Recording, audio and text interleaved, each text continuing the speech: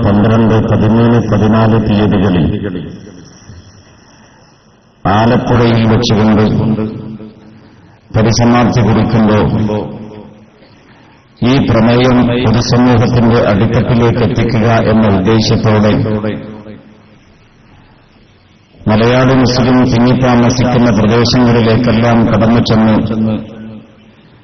അഭിമന്യരായ നമ്മുടെ നേതാക്കന്മാരും പണ്ഡിതന്മാരും സമ്മേളന പരിപാടിയിലേക്ക് നേരിട്ട് ക്ഷണിക്കുന്നതിന് വേണ്ടി, അതേപോലെ ഈ സന്ദേശം കേൾക്കാനും ഉൾക്കൊള്ളുവാനും ആ സമ്മേളന നഗരിയിലേക്ക് എത്താൻ കഴിയാത്തവരുടെ മുമ്പിലേക്കും സമസ്തയുടെ ചരിത്രവും ഈ സമ്മേളനം നിർദ്ദേശിക്കുന്ന ശ്രദ്ധേയമായ കർമ്മപരിപാടികളും നമ്മൾ മുന്നൊരുക്കം നടത്തേണ്ട പ്രതിരോധ പ്രവർത്തനങ്ങളെക്കുറിച്ചും കൃത്യമായ നിർദ്ദേശവും ഓർമ്മപ്പെടുത്തലുകളും പരിപാടികളും ആവിഷ്കരിച്ച് സമൂഹത്തിന് മുമ്പിൽ അവതരിപ്പിച്ചുകൊണ്ടാണ് കഴിഞ്ഞ വെള്ളിയാഴ്ച മുതൽ സംസ്ഥാനത്തിന് രണ്ടറ്റത്തു നിന്നും ബഹുമാനപ്പെട്ട ഷെയ്ഖുന കോക്കുമൽ ഉസ്താദിന്റെയും ഷെയ്ഖുന ആലിക്കുട്ടി ഉസ്താദിന്റെയും നേതൃത്വത്തിൽ 2 ജാഥകൾ പ്രയാണം ആരംഭിച്ചത്. മംഗലാപുരത്തിൽ നിന്ന് ആരംഭിച്ച യാത്രയാണ് അൽഹംദുലില്ലാഹ് പിന്നിട്ട സ്വീകരണ കേന്ദ്രങ്ങളിലെല്ലാം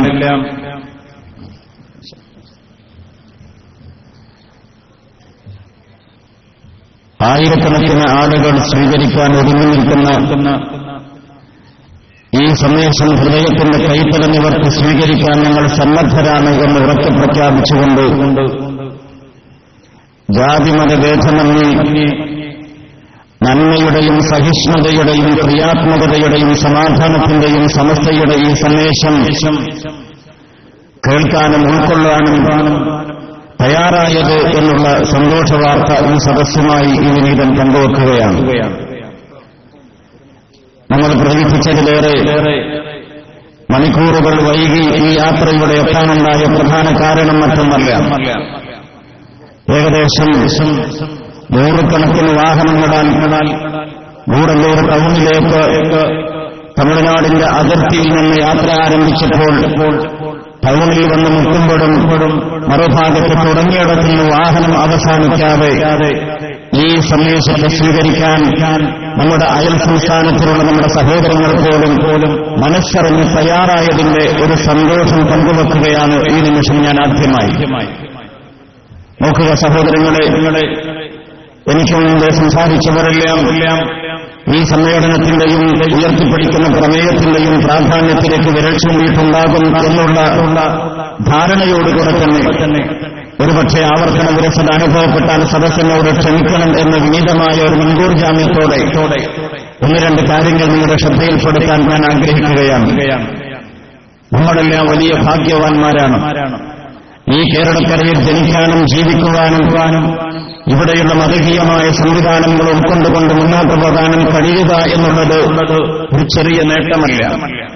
വിശുദ്ധ ഇസ്ലാമിനെയും പ്രവാചക റസൂലുള്ളാഹി സ്വല്ലല്ലാഹു അലൈഹി വസല്ലം തങ്ങളെയും ലക്ഷത്തിൽ പരം വരുന്ന സ്വഹാബത്തിനെയും സ്വീകരിക്കാനും മുത്തുനബിയുടെ പ്രബോധന പ്രവർത്തനങ്ങൾക്ക് നേരിട്ട് സാക്ഷിയാകാനും കഴിഞ്ഞ മണ്ണിൽ പോലും കാണാത്ത ചൈതന്യം ഈ മലയാളക്കരയിൽ നമുക്കുണ്ടാക്കിയെടുക്കാൻ കഴിഞ്ഞത് ബഹുമാനപ്പെട്ട സമസ്തയുടെ അനുഗ്രഹീത സാന്നിധ്യം ഉള്ളിക്കൊണ്ട് തന്നെയാണ് എന്ന് തറപ്പിച്ചു പറയാൻ നമുക്ക് കഴിയും. കാരണം ഈ കേരളക്കരയിൽ ആധികാരികമായി പരിശോധിച്ചാൽ വലിയ മുസ്ലിം ചക്രവർത്തിമാരുടെ പൈതൃകം നമുക്ക് അവകാശപ്പെടാനില്ല. ടിപ്പു സുൽത്താൻ ഒരു തേരോട്ടത്തിന്റെ കഥ കടിച്ചാൽ ഈ മലയാളക്കരക്ക് മുസ്ലിം രാജാക്കന്മാർ ദീർഘകാലം ഭരണം നടത്തിയതിന്റെ ഒരു വലിയ സംഭവങ്ങൾ പറയാനില്ല. അറക്കൽ രാജകുടുംബത്തിന്റെയും സമാനമായ വിരലെണ്ണാകുന്ന 1-2 കഥകളും മാറ്റിവെച്ചാൽ മറ്റു വലിയ പൈതൃകം നമുക്ക് അവകാശപ്പെടാനില്ല.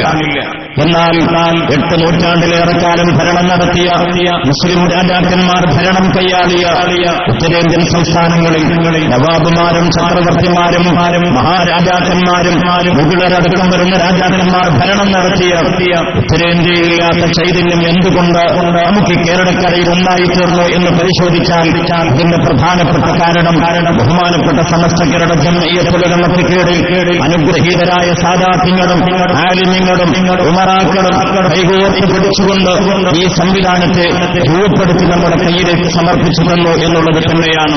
ഇത് ഞാൻ വെറുതെ പറയല്ല. കേരള മുസ്ലിമുകളുടെ ചരിത്രം പരിശോധിച്ചാൽ വളരെ പ്രധാനപ്പെട്ട 3 ഘട്ടങ്ങൾ നമുക്കതിന് കാണാൻ കഴിയും.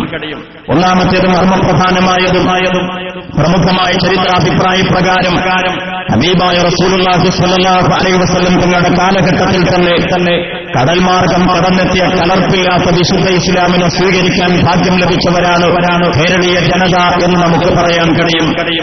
കണ്ണൂർ ജില്ലയിലെ മാടായി പള്ളിയിൽ നിന്ന് കിട്ടിയ ശിലാഫലകത്തിൽ ഹിജ്റ 5 എന്ന് കൊത്തിവെച്ചിട്ടുണ്ടെങ്കിൽ അന്ന് മുത്തുനബി സല്ലല്ലാഹു അലൈഹി വസല്ലം തങ്ങൾക്ക് വയസ്സ് ഏറിയാൽ 58 നമ്മൾ ഓർക്കേണ്ടതുണ്ട്. ഹബീബായ തങ്ങൾ അതിന് ശേഷവും 5 വർഷം ജീവിച്ചു എന്ന സത്യം മനസ്സിലാക്കേണ്ടതുണ്ട്.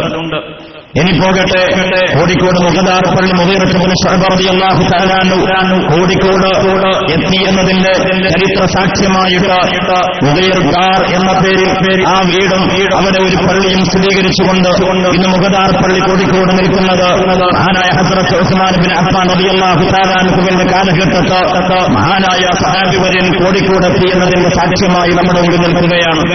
നോക്കൂ സഹോദരങ്ങളെ, ഞാൻ പറഞ്ഞു വരുന്നത് ഹബീബായ റസൂലുള്ളാഹി സ്വല്ലല്ലാഹു അലൈഹി വസല്ലം തങ്ങളുടെ കാലഘട്ടത്തിൽ, അതല്ലെങ്കിൽ തൊട്ടടുത്ത സഹാബാക്കിന ഖുലഫാഉർ റാഷിദീങ്ങളുടെ കാലഘട്ടത്തിൽ, തൊട്ടടുത്ത താബീങ്ങളുടെ കാലഘട്ടത്തിൽ സജീവമായ വിശുദ്ധ ഇസ്ലാമികമായ സന്ദേശം കടന്നുവരാൻ ഭാഗ്യം ലഭിച്ച മണ്ണാണ് നമ്മുടെ അനുഗ്രഹീതമായ കേരളം. മാത്രമല്ല ഇതിന് ഒരുപാട് പുണ്യങ്ങളുണ്ടല്ലോ. പ്രമുഖമായ ചരിത്രാഭിപ്രായ പ്രകാരം അബുനാബുൽ ബഷർ ആദം അലൈഹിസ്സലാത്തു വസ്സലാം ആദ്യമായി ഭൂമിയിൽ കാലുപതിഞ്ഞത് അവിഭക്ത ഭാരതത്തിന്റെ ശ്രീലങ്കയും ബംഗ്ലാദേശും പാകിസ്ഥാനും ഒക്കെ അടങ്ങുന്ന അവിഭക്ത ഭാരതത്തിലെ ശ്രീലങ്കയുടെ ആഘമലയിലാണ് എന്ന് ചരിത്രകാരന്മാർ അഭിപ്രായപ്പെടുമ്പോ നമ്മൾക്ക് കിലോമീറ്ററുകൾക്കപ്പുറത്ത് നിൽക്കുന്ന കോഴിക്കോടിന് സമീപത്ത് മഹാനായ ആദം അലൈഹിസ്സലാത്തു വസ്സലാമിന്റെ പാദം പതിഞ്ഞ മുദ്രയുണ്ട് എന്ന് ആരിഫുകളായ അല്ലാഹുവിന്റെ ഔലിയാക്കളായ അർഹം ശംസുൽ ഉലമ നവറല്ലാഹു മർഖദ സിയും വലിയുള്ളാഹി നവറല്ലാഹു മർഖദ ആന്മാരെ പോലത്തെ ആളുകൾ അവരുടെ ആത്മീയ വ്യക്തി കൊണ്ട് ഉൾക്കാഴ്ച കൊണ്ട് നമുക്ക് മുന്നിൽ പരിചയപ്പെടുത്തി തന്നിട്ടുണ്ടെങ്കിൽ കാര്യത്തിൽ നമുക്ക് സംശയമില്ല. ഇസ്ലാമിന്റെ മണ്ണാണിത്. അങ്ങനെ പോന്നു ഹബീബായ റസൂലുള്ളാഹി സ്വല്ലല്ലാഹു അലൈഹി വസല്ലം തങ്ങളുടെ കാലഘട്ടത്തിലും വിശുദ്ധ ഇസ്ലാം കടന്നെത്തി. അൽഹംദുലില്ലാഹ് വളരെ സന്തോഷത്തോടുകൂടെ ജാതീയതയുടെയും ചാതൂർ വർണ്ണത്തിന്റെയും കരാളഹസ്തങ്ങളിൽ അകപ്പെട്ടുകൊണ്ട് ഒരിത്തിരി ശാന്തിക്ക് വേണ്ടിയിട്ട് ഇവിടെയുള്ള താഴ്ന്ന ജാതിക്കാരൻ സമത്വത്തിന് വേണ്ടിയിട്ട് സമാധാനത്തോടുകൂടെ ഒന്ന് അന്തിയുറങ്ങുന്നതിന് വേണ്ടിയിട്ട് ആഗ്രഹിച്ചൊരു കാലഘട്ടം. ഹൈന്ദവ പുരോഗതിയുമായി ഹൈന്ദവ നേതാക്കന്മാരും പരിഷ്കർത്താക്കളും കേരളത്തിൽ ഭ്രാന്താലയം എന്ന് വിശേഷിപ്പിച്ചൊരു കാലഘട്ടത്തിൽ നിന്ന് സത്യസമത്വ ശാന്തി സുന്ദരമായ വിശുദ്ധ ഇസ്ലാമിന്റെ സന്ദേശങ്ങളുമായിട്ട് മഹാന്മാരായ സ്വഹാബത്ത് കയറി വന്നപ്പോ, മഹാന്മാരായ താബീങ്ങൾ കടന്നു വന്നപ്പോ വിശുദ്ധ ഇസ്ലാമിന്റെ സന്ദേശം ആ വിശുദ്ധമായ ജീവിത പാൻകാവിനെ ഹൃദയപൂർവ്വം സ്വീകരിക്കാൻ കേരളക്കര തയ്യാറായതിന്റെ ചരിത്രമാണ് നമുക്ക് കാണാൻ കഴിയുന്നത്. അങ്ങനെ 8-ാം നൂറ്റാണ്ട് മുതൽ 15-ാം നൂറ്റാണ്ട് വരെയുള്ള കേരളത്തിൽ മുസ്ലിം ജനവിഭാഗത്തിന്റെ ജനതയുടെ ചരിത്രം പരിശോധിച്ചാൽ ശാന്തമായി ഒഴുകിയ ഒരു നദി പോലെ ഒഴുകിത്തീരുകയാണ്. അതങ്ങനെ മുന്നോട്ട് പോവുകയാണ്.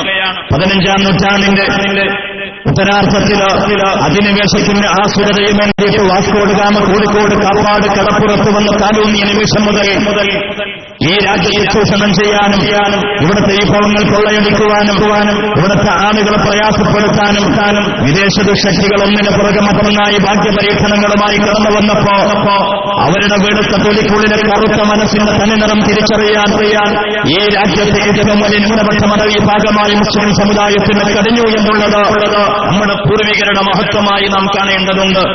മാത്രമല്ല, ഈ വിദേശികൾക്കെതിരെ സന്ധിയില്ല സമരം നയിക്കുന്ന സകല പ്രക്ഷോഭങ്ങൾക്കും നേതൃപരമായ പങ്ക് നിർവഹിക്കാൻ നമ്മുടെ പൂർവികരായ ആളുകൾക്ക് കഴിഞ്ഞു. അങ്ങനെ കലാപങ്ങളുടെ കലുഷിതമായ സാഹചര്യങ്ങളിലൂടെ നൂറ്റാണ്ടുകളോളമാണ് നമ്മുടെ രാജ്യം മുന്നോട്ട് പോയത്. പ്രത്യേകിച്ച് മലബാറും മുസ്ലിം ഭൂരിപക്ഷ പ്രദേശങ്ങളും. മലബാറിന്റെ ചരിത്രം പരിശോധിച്ചാൽ നമുക്കറിയാലോ. അവസാനം 1600 ഓഗസ്റ്റ് 24 പ്രശാന്ത സുന്ദരമായൊരു പ്രഭാതത്തിൽ ഗേറ്റ് വേ ഓഫ് ഇന്ത്യ എന്നറിയപ്പെടുന്ന കോഴിക്കോടിന്റെ ബോംബെ നഗരത്തിന്റെ വടക്കുഭാഗത്ത് സ്ഥിതി ചെയ്യുന്ന സൂറത്ത് തുറമുഖത്തിൽ വില്യം ഹോക്കിൻസിന്റെ നേതൃത്വത്തിലുള്ള ബ്രിട്ടീഷ് സംഘം കടന്നു വന്നതോടുകൂടെ അവരുടെ വലിയ കോളനി ഭൂമിയുടെ 1/3 ഭാഗം കൈയടക്കി വെച്ചിട്ട് സൂര്യനെ ശ്രമിക്കാത്ത സാമ്രാജ്യത്തിന് നേതൃത്വം നൽകിയ ബ്രിട്ടീഷുകാരന് ഒരു പരിധിവരെ അവരുടെ അധികാര കേന്ദ്രങ്ങൾക്ക് ഉലച്ചിലേർപ്പെടുത്തിക്കൊണ്ട് പ്രയാസപ്പെടുത്തിക്കൊണ്ട് മലബാറിലെ മാപ്പിള മക്കള് 6 മാസക്കാലമെങ്കിലും ഖിലാഫത്ത് ഗവൺമെന്റ് സ്ഥാപിച്ചുകൊണ്ട് മഞ്ചേരിയുടെ മണ്ണാണിത്. കലാപകലുഷിതമായ ഒരുപാട് വിപ്ലവങ്ങൾക്ക് നേതൃത്വം വഹിച്ച മണ്ണാണിത്. ആലി മുസ്ലിയാരുടെ മണ്ണാണിത്. നെല്ലിക്കുത്ത് മഹാനവറുകൾ ജീവിക്കുന്നു. അവരുടെ പ്രവർത്തനങ്ങൾക്ക് കർമ്മഭൂമിയായ അനുഗ്രഹീതമായ മണ്ണാണിത്. അതേപോലെ തന്നെ മഹാന്മാരായ ഒരുപാട് വീരകേസരികൾക്ക് ജന്മം നൽകിയ മണ്ണാണിത്. ഇവിടെ വെച്ചുകൊണ്ട് നാം ഓർക്കുമ്പോ ആലോചിക്കേണ്ടതുണ്ട്. ബ്രിട്ടീഷ് സാമ്രാജ്യത്തിന്റെ അകത്തളങ്ങളിൽ ഭയപ്പാടുണ്ടാക്കിക്കൊണ്ട് 6 മാസക്കാലമെങ്കിലും ഖിലാഫത്ത് ഗവൺമെന്റ് സ്ഥാപിക്കാൻ അതിന്റെ മുന്നിൽ നിന്നുകൊണ്ട് നേതൃപരമായ പങ്ക് നിർവഹിച്ച നമ്മുടെ പൂർവ്വസൂരികൾ ഇങ്ങനെ മുന്നോട്ട് പോയപ്പോ 920കളിലേക്ക് നമ്മുടെ രാജ്യം കടന്നു ചെന്നു. 920കളിലേക്ക് എത്തി. അവിടെ നമുക്കറിയാം 100-100ലേറെ വരുന്ന കലാപങ്ങൾക്ക് സാക്ഷിയായി നമ്മുടെ മലബാർ പോലും അനുഭവിക്കേണ്ടി വന്നു. അതിനുശേഷമൊക്കെ വളരെ പ്രയാസകരമായ സ്ഥിതിവിശേഷമുണ്ടായി. ആയിരക്കണക്കിന് തീമക്കളുടെ ആർത്തനാദങ്ങൾ ഉയരുന്ന, വിധവകളുടെ കണ്ണീരൊഴുകുന്ന, എല്ലാ അർത്ഥത്തിലും ഈ കലാപങ്ങൾ തകർത്തെറിഞ്ഞ ജീവിത സാഹചര്യത്തിലൂടെ ഈ ഉമ്മത്ത് മുന്നോട്ട് പോവുകയാണ്. അപ്പോഴെല്ലാം ആത്മീയമായ തർബിയത്തിന്റെ സദ്ഗുണങ്ങൾ അവരുടെ ഉള്ളിൽ പ്രശോഭിതമായി നിന്നു. അതുകൊണ്ട് തന്നെ ഭൗതികമായ പ്രതിസന്ധികളെയും പ്രയാസങ്ങളെയൊക്കെ ആത്മീയമായ കരുത്തുകൊണ്ടാണ് അവർ നേരിട്ടത്. ഒട്ടും സന്ദേഹമില്ല, ഒട്ടും സംശയിക്കേണ്ടതില്ല. നമ്മൾ ഓർത്തു നോക്കുക, ചരിത്രം പരിശോധിച്ചാൽ അറിയാം. നിക്കുറുന്തും ഹജ്ജാദും റാത്യം ഹുബിയത്തും ആലയും മൗലിദും മഹാന്മാരെ കുറിച്ചുള്ള നല്ല സ്മരണകളും ജീവിതത്തിൽ അണമുറിയാതെ ഒടുകിയ സുഹൃതങ്ങളുടെ നല്ല ശീലങ്ങളെ കൊണ്ട് അവർ എല്ലാ പ്രതിസന്ധിയും അതിജീവിച്ച് മുന്നോട്ട് പോയ പാഠമാണ് ചരിത്രത്തിൽ നമുക്ക് കാണാൻ കഴിയുന്നത്. അപ്പോഴാണ് മലബാർ കലാപ കലുഷിതമാകുമ്പോ, ബ്രിട്ടീഷ് വിരുദ്ധ കലാപങ്ങൾ ശക്തമാകുമ്പോ ആയിരക്കണക്കിന് നമ്മുടെ സഹോദരങ്ങളെ നാട് കടത്തുകയുണ്ടായി.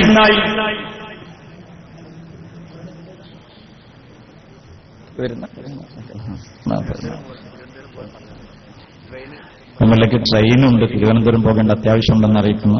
നമ്മൾ പ്രതീക്ഷിച്ചതിലേറെ നമ്മൾ യാത്രയിൽ 2 വാക്ക് സംസാരിച്ചോണം സാർ. പ്രശ്നമല്ല സാർ.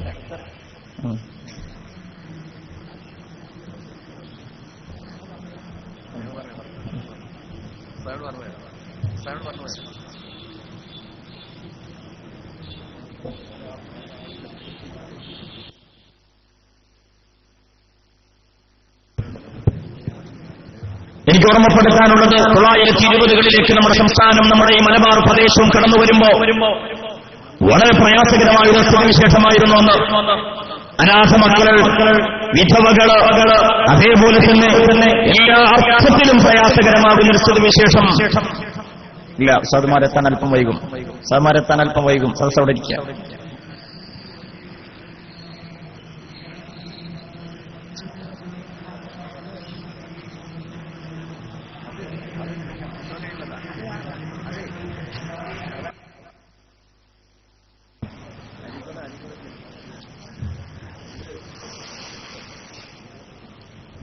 ഈ സമയത്ത് ഭീരുക്കളായ ചില മതപുരോഹിതന്മാർ അല്ലെങ്കിൽ മതപണ്ഡിതന്മാരുടെ വേഷമണിഞ്ഞ ചില ആളുകളെ നമ്മുടെ നാട്ടിൽ കാണാതായി. അവർ തെക്കൻ തിരുവിതാംകൂറിലേക്കും അതേപോലെ തന്നെ മറ്റു പ്രദേശങ്ങൾക്കും ഒളിച്ചോടി പോവുകയുണ്ടായി. ആ ഭീരുക്കളിലൂടെ വിദേശ രാജ്യത്ത് നിന്ന് ഇറക്കുമതി ചെയ്ത ചില പുത്തൻ ചിന്താഗതികൾ നമ്മുടെ സമൂഹത്തിലേക്ക് വ്യാപിക്കാൻ തുടങ്ങി. അതിനിവിടെയുള്ള വിദേശ ദുശക്തികൾ എല്ലാ ഒത്താശകളും ചെയ്തുകൊണ്ട് അവരെ സംരക്ഷിക്കുന്ന സ്ഥിതിവിശേഷമുണ്ടായി. കാലങ്ങളായി ജീവിതത്തിൽ നിലനിർത്തിപ്പോന്ന ഒരുപാട് സൽക്കർമ്മങ്ങളെ, നല്ല ശീലങ്ങളെ ആചാരങ്ങൾ അനാചാരങ്ങളാക്കാനും അതേപോലെ തന്നെ നല്ല നടപ്പുകളെ ദുർനടപ്പുകളായിട്ട് ഇസ്ലാമികമായ കാര്യങ്ങളെ ഇസ്ലാമികമായി അവതരിപ്പിക്കാനും മുതിർന്നപ്പോ അഭിമന്യരായ പണ്ഡിതന്മാരും നേതാക്കളും ദീർഘദൃഷ്ടിയോടുകൂടെ സുചിന്തിതമായ ഒരു തീരുമാനമായിരുന്നു അതിനെ പ്രതിരോധിക്കാൻ ഒരു ആദർശപടയണിയുടെ അനിവാര്യത, ഒരു ആദർശപടയണി അനിവാര്യമാണ്. അവരാലോചിച്ചു എന്തുണ്ട് മാർഗം. മഹാന്മാരായ സയ്യിദന്മാരും ആലിമീങ്ങളും ഒത്തുചേർന്നുകൊണ്ട് അതിന് രൂപകൽപ്പന ചെയ്തു. 925 ആലോചന തുടങ്ങി അതിന് പ്രാഥമികമായ പ്രവർത്തനങ്ങൾ പൂർത്തീകരിച്ചു. 1926 മഹാനായ വരക്കൽപ്പനയുടെ നേതൃത്വത്തിൽ ഒരു അതിശക്തമായ ഒരു സംവിധാനം ഒരുക്കിയിട്ട് ബഹുമാനപ്പെട്ട സമസ്ത കേരള ജംഇയ്യത്തുൽ നമുക്ക് രൂപകൽപ്പന ചെയ്തു. അതൊരു ചരിത്ര മുഹൂർത്തമായി. കാലം പിന്നീട് മുന്നോട്ട് പോയി. അതിന്റെ ആദ്യകാല കൺവെൻഷനുകളും പ്രവർത്തനങ്ങളും നടന്ന മണ്ണാണ് മഞ്ചേരിയിൽ. നമുക്കറിയാം ബഹുമാന്യരായ സാധുമാരുടെ നേതൃത്വത്തിൽ ഈ പ്രദേശവാസികളായ ആളുകളെ വിളിച്ചുകൂട്ടിയിട്ട് ഈ ഒരു പ്രസ്ഥാനത്തിന്റെ സമസ്തയുടെ അനിവാര്യത ബോധ്യപ്പെടുത്തി. അൽഹംദുലില്ലാഹ് അത് ഹൃദയപൂർവ്വം ആളുകളെ ഏറ്റെടുത്തു. അതിന്റെ പ്രവർത്തനങ്ങളുമായി മുന്നോട്ട് പോയി. അതോടെ വിദഅത്തിന്റെ ചിന്താഗതിക്കാരുടെ ഓരോ ആശയഗതികളെയും മുളയിൽ തന്നെ നുള്ളിക്കളയുവാനും ഈ കേരളീയ മുസ്ലിം സമാജത്തിന്റെ അഖീദ വിശ്വാസത്തെ കാത്തുസൂക്ഷിക്കാനും അവരുടെ കർമ്മമണ്ഡലങ്ങളിൽ സുന്നത്ത് ജമാഅത്തിന്റെ ദിശ നിലനിർത്തുവാനും സാധിച്ചു എന്ന് ചരിത്രം നമ്മെ ബോധ്യപ്പെടുത്തുകയാണ്. അങ്ങനെ മുന്നോട്ട് പോയി യാതൊരു പ്രയാസമുണ്ടായില്ല. കേരളത്തിലെ മഹാഭൂരിപക്ഷം വരുന്ന ജനവിഭാഗം മുസ്ലിം സമുദായം ബഹുമാനപ്പെട്ട സമസ്തയുടെ കീഴിൽ അടിയുറച്ചു നിന്നു. പതിറ്റാണ്ടുകൾ പിന്നിട്ടു. 947 രാജ്യത്തിന് സ്വാതന്ത്ര്യം കിട്ടിയപ്പോ സ്വതന്ത്രാനന്തര ഭാരതത്തിൽ ഈ സമുദായത്തെയും പൊതുസമൂഹത്തിനും ഒരുപാട് ആശ്വസിക്കാനും ആനന്ദിക്കാനും കഴിയുന്ന അവസ്ഥകളുണ്ടായി. എന്നാൽ ഒരു ഭരണത്തിന്റെ മുന്നോട്ടുള്ള പ്രയാണത്തിൽ ഗവൺമെന്റിന് ഉത്തരവാദപ്പെട്ടവർക്കും ചില തീരുമാനങ്ങൾ എടുക്കേണ്ടി വന്നു. അതിന്റെ ഭാഗമായിരുന്നു ഭൗതികരാലയങ്ങൾ വെച്ചുകൊണ്ട് മതം പഠിപ്പിക്കാൻ പാടില്ല എന്നൊരു തീരുമാനം. സ്കൂളുകളിൽ നിന്ന് മതപഠനം മാറ്റിവെക്കേണ്ട സ്ഥിതിവിശേഷം വന്നു. എന്ത് ചെയ്യണമെന്നറിയാതെ പകച്ചു നിൽക്കുന്ന ഒരു സമയത്താണ് ബഹുമാനപ്പെട്ട സമസ്ത കേരള ജംഇയ്യത്തുൽ ഉലമയുടെ 19ാം വാർഷികം വടകരയിൽ വെച്ച് കൊണ്ടുചേരുകയാണ്. ആ സമയത്ത് ഖായിദുൽ ഖൗം മുഹമ്മദ് അബ്ദുറഹ്മാൻ സാഹിബ് ബഹുമാനപ്പെട്ട ബാഫഖി തങ്ങള് ഈ സമുദായത്തോട് പറഞ്ഞു, സമുദായമേ നമ്മൾ അമാന്തിച്ചു നിൽക്കുന്ന സന്ദർഭമല്ല ഇത്. വളരെ ക്രിയാത്മകമായി ഇടപെട്ടുകൊണ്ട് ഈ പ്രശ്നത്തിന് പരിഹാരം കാണണം. അഭിമന്യരായ ആലിമ്യങ്ങൾ കൂടെ നിന്നു. എന്ത് ചെയ്യണം? ബഹുമാന്യരായ നേതാക്കന്മാരുടെ വായു ഉതിർന്നു വിടുന്ന മുഴുമുത്തുകളെ ഹൃദയം കൊണ്ട് ഏറ്റുവാങ്ങിയിട്ട് അവര് ധർമ്മരംഗത്തേക്ക് ഇറങ്ങി. അങ്ങനെ രൂപകൽപ്പന ചെയ്ത ഒരു സംവിധാനമാണ് സമസ്തകളുടെ ഇസ്ലാം മത വിദ്യാഭ്യാസ ബോർഡ്. നോക്കൂ, നിങ്ങൾ ഗവൺമെന്റ് സംവിധാനത്തിൽ വെല്ലുന്ന രീതിയിലേക്ക് മതവിദ്യാഭ്യാസത്തെ വളർത്തിക്കൊണ്ടുവരാൻ നമുക്ക് കഴിഞ്ഞത് തീർച്ചയായും സമസ്തയുടെ ഈ സംവിധാനം ഉണ്ടായതുകൊണ്ടാണ്. അക്ഷരവൈരികളായിട്ടും ഭൗതിക വിദ്യാഭ്യാസത്തിന്റെ വിരോധികളായിട്ടും സമസ്തക്കെതിരെ കൊഞ്ഞനം കൊടുക്കുന്ന ആളുകളുണ്ട്. ഒരു കാര്യം ഓർക്കുക, കേരളത്തില് വ്യവസ്ഥാപിതമായ മതപഠന സംവിധാനത്തിന് ആദ്യം അവസരമൊരുക്കിയത് ബഹുമാനപ്പെട്ട സമസ്ത കേരള ജംഇയ്യത്തുൽ ഉലമയാണ്.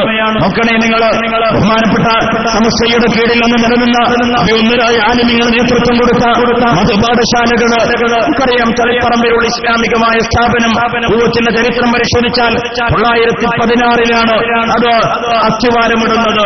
അന്ന് മൗദൂദി സാഹിബാണ് ഇപ്പൊ പറയുന്നത്, അതിന് പിൻഗാമികളാ പറയുന്നത് സമസ്ത നയിച്ചു എന്ന്.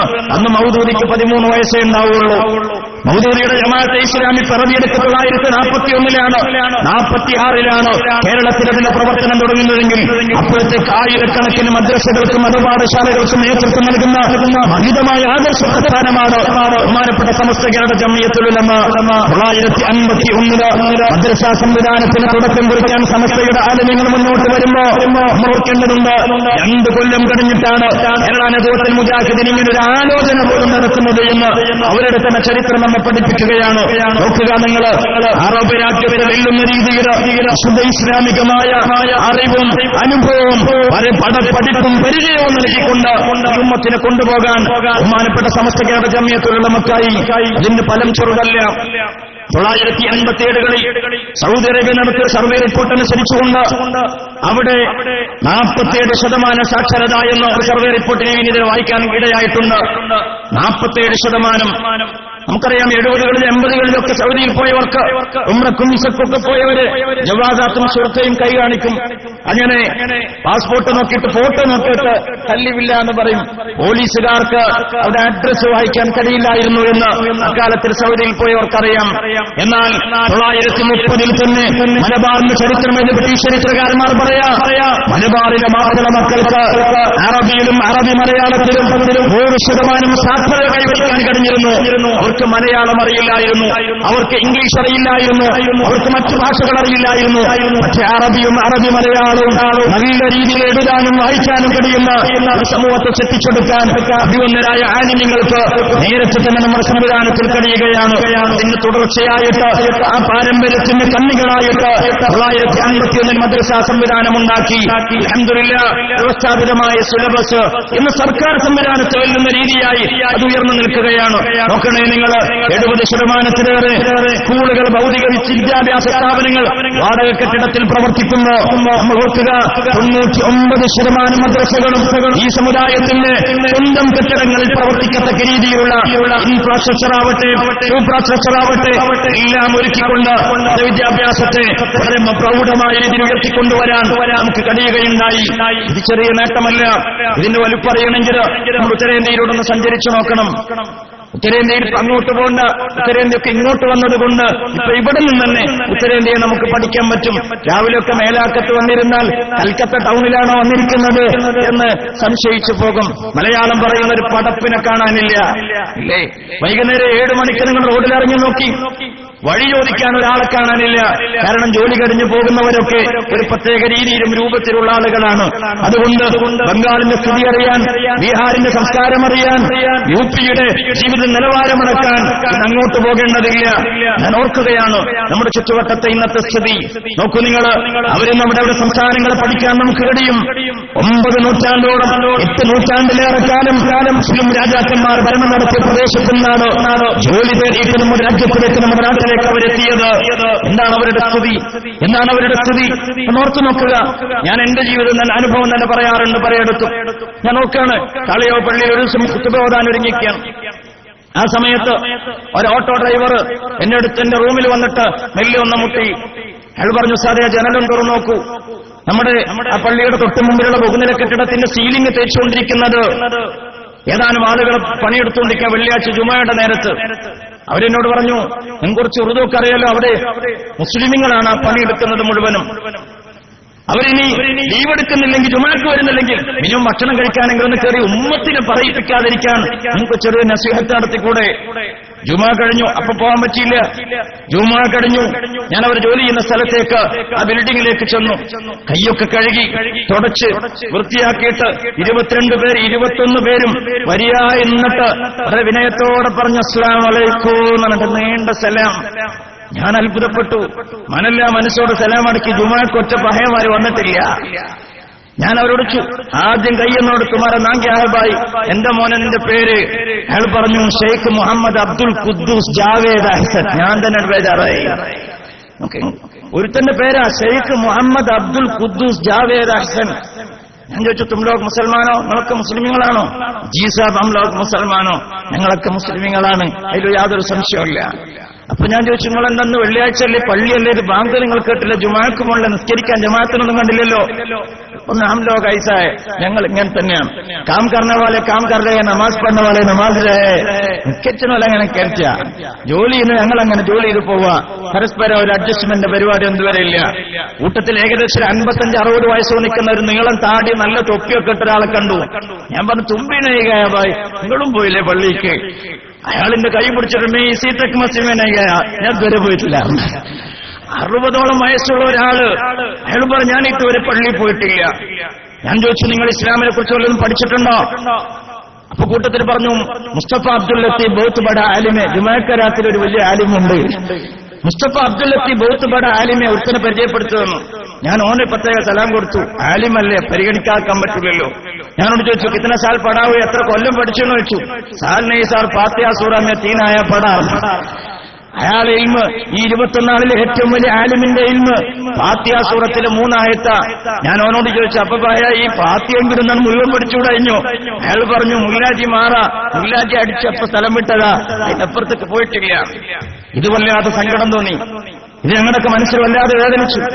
ആ സമയത്ത് അന്ന് വൈകുന്നേരം തന്നെ എന്റെ കുറച്ച് സുഹൃത്തുക്കളൊക്കെ ആയിട്ട് ബന്ധപ്പെട്ടു. അവിടെ കുറച്ച് മാഷന്മാരും സാധുമാരൊക്കെ ഉണ്ട്. നമ്മൾ എന്ത് ചെയ്യാൻ പറ്റും? ഞങ്ങൾ ആലോചിച്ചു, പള്ളിയിലേക്കൊന്ന് വിളിച്ചു വരുത്താമവരെ. ഒരു 3-4 കൊല്ലം മുമ്പാണ് നടന്നത്.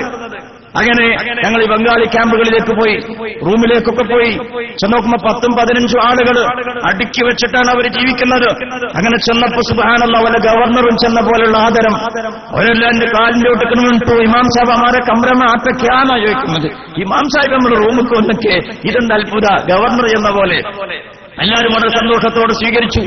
ഞാൻ പറഞ്ഞു, ആ ശാംതക്ക് ഇന്ന് വൈകുന്നേരത്തും പള്ളിയിൽ വരണം. വഹാ മുറുകിയോ റോട്ടി ബിഹൂദർ, അവിടെ നല്ല കോഴിയും റൊട്ടിയും ഉണ്ടായിരുന്നു. അപ്പോൾ ചോദിച്ചു, അർദിനോക എല്ലാ ദിവസവും ഉണ്ടാവുക ചോദിച്ചു. ഇന്ന് മുതൽ കുറച്ച് ഇതുണ്ടാവുന്ന പറഞ്ഞു. അപ്പോൾ അവർക്ക് വലിയ സന്തോഷമായി. അതുകൊണ്ട് ഇന്ന് മുതൽ നിങ്ങൾ പള്ളിക്ക് വൈകുന്നേരത്ത് വരണം എന്ന് പറഞ്ഞു. അങ്ങനെ എല്ലാവരും കൂടെ വരാൻ തുടങ്ങി. അങ്ങനെ 8 ക്യാമ്പിൽ ഞങ്ങൾ പോയി. അവരൊക്കെ ക്ഷണിച്ചു വരുത്തി. ഏകദേശം 70 ആളുകൾ ക്ഷണിച്ചു. 66 പേര് വന്നു. ഞാനും എന്റെ ഗുരുതുല്യനായ സഹപ്രവർത്തകൻ സിയാം സാഹിബും, അതേപോലെ തന്നെ ദാറുൽ ഹുദയുടെ സ്നേഹിതനുണ്ട് മുസ്തഫ ഹുദവി അരൂര്. ഈ രംഗത്തൊക്കെ വലിയ താല്പര്യമുള്ള എന്റെ സ്നേഹിതനാണ്. ഞങ്ങൾ 3 പേരും ചേർന്നിട്ട് അവർക്കൊരു 6 ദിവസത്തെ ക്യാമ്പ് നടത്തി. 6 ദിവസത്തെ ക്യാമ്പ് നടത്തി വൈകുന്നേരം ജോലി കഴിഞ്ഞാൽ വരും. എന്നും കുറച്ച് ഇറച്ചിമറാറ്റൊക്കെ ഉണ്ടായി കൊടുക്കേണ്ടി വരും. എന്നാലും കുഴപ്പമില്ല. എല്ലാവരും വന്നു. ആദ്യ ദിവസം തന്നെ വന്നപ്പോൾ രസമുണ്ടായി. അകത്തെ പള്ളിയിൽ വന്നു. കുറച്ചാൾക്കാർ കാല് കഴുകി, ചിലർക്ക് ഒതുണ്ടാക്കി, ചിലർ ഒന്നായിട്ട് കയറി. അങ്ങനെ ഏതായിരിക്കട്ടെ, 4 ചുമരുമക്കും തിരിഞ്ഞിട്ട് തക്ബീർ കെട്ടി. അപ്പൊ ഖുർആൻ ഓദിക്കുന്ന 2-3 കാരണന്മാരുണ്ട് പള്ളിയിൽ. ഒരു ചോദിച്ചു, ഉസ്താദ് എന്തേതാ തെരീക്കത്ത് ചോദിച്ചു. ഞാൻ പറഞ്ഞു, തെരീക്കത്തൊന്നല്ല, നമുക്ക് കുഴപ്പമുണ്ടാക്കല്ലേ, കുറച്ചേരം നമുക്ക് വരുന്ന ശരിയാക്കിയെടുക്കുക. ആ രീതിയിൽ അവരെ പള്ളിയിലേക്ക് കൊണ്ടുപോയി, പള്ളിന്റെ മോളിൽ കൊണ്ടുപോയി. 6 ദിവസം അവർക്ക് ക്ലാസ് കൊടുത്തു. അവിടെ പവർ പോയിന്റ് പ്രസന്റേഷൻ ഒക്കെ നടത്തിയിട്ട്, അതേപോലെ തന്നെ നിസ്കാരത്തിന്റെ ഡെമോൺസ്ട്രേഷൻ കാണിച്ചു കൊടുത്തിട്ട്, ഖുർആൻ ഓതി കൽപ്പിച്ചു കൊടുത്തിട്ട് ഒന്നും നടന്നില്ല. അവസാനം ഒരു മൊബൈലിലേക്ക് ബ്ലൂടൂത്ത് വഴി ചെറിയ 10 സൂറത്തുകളും ഫാത്തിഹ സൂറത്തും നിസ്കാരത്തിന്റെ ഒരു സ്ലൈഡും അവരുടെ ബ്ലൂടൂത്ത് വഴി അവരുടെ മൊബൈലിലേക്ക് കൊടുത്തു. പിറ്റേ ദിവസം അയമ്പ് പറഞ്ഞ കോൺട്രാക്ടർ ഉണ്ട്. അവൻ പറഞ്ഞു, ഉസ്താദ് നിങ്ങൾ എന്ത് കൂടോത്ര കാട്ടിക്കണ്, ഇറ്റങ്ങൾ ഈ കല്ലൊക്കെ പടുക്കുമ്പോ മൊബൈൽ നോക്കി ഇങ്ങനെ നിൽക്കുകയാണ്, എന്താ അതിന്റെ സംഗതി അറിയുന്നില്ല. അപ്പോഴാണ് മനസ്സിലായത്, ഈ മൊബൈൽ നോക്കി ആ സാധുക്കൾ നിസ്കാരം പഠിച്ചു, അവരുടെ ജീവിതത്തിൽ പ്രാഥമികമായ കാര്യങ്ങളൊക്കെ പഠിച്ചു. അൽഹംദുലില്ലാ, സുബ്ഹിക്ക് ജമാഅത്തിന് വരാൻ തുടങ്ങി. വെള്ളിയാഴ്ച ജുമുഅത്ത് ഖുതുബക്കെന്നാൽ തൊള്ളിയിൽ നോക്കിക്കണ ഒരു 10-25 മുമ്പിൽ ഇങ്ങനെ നിൽക്കുകയാണ്. അൽഹംദുലില്ലാ, വലിയ റാഹത്ത്. എന്നെ അതിലേറെ സന്തോഷിപ്പിച്ച ഒരു കാര്യം, കഴിഞ്ഞ 2 മാസം മുമ്പ് ആ ക്യാമ്പിൽ പങ്കെടുത്ത മുഹമ്മദ് റൈഹാൻ സിദ്ദീഖ് എന്ന് പറഞ്ഞ ഒരുത്തുണ്ടായിരുന്നു. കുറച്ചന്തല്ലോന.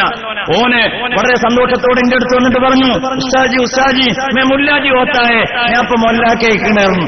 ഞാൻ ആകെ അത്ഭുതപ്പെട്ട് പഠിച്ചവനെ, ഇത്ര വേഗോ.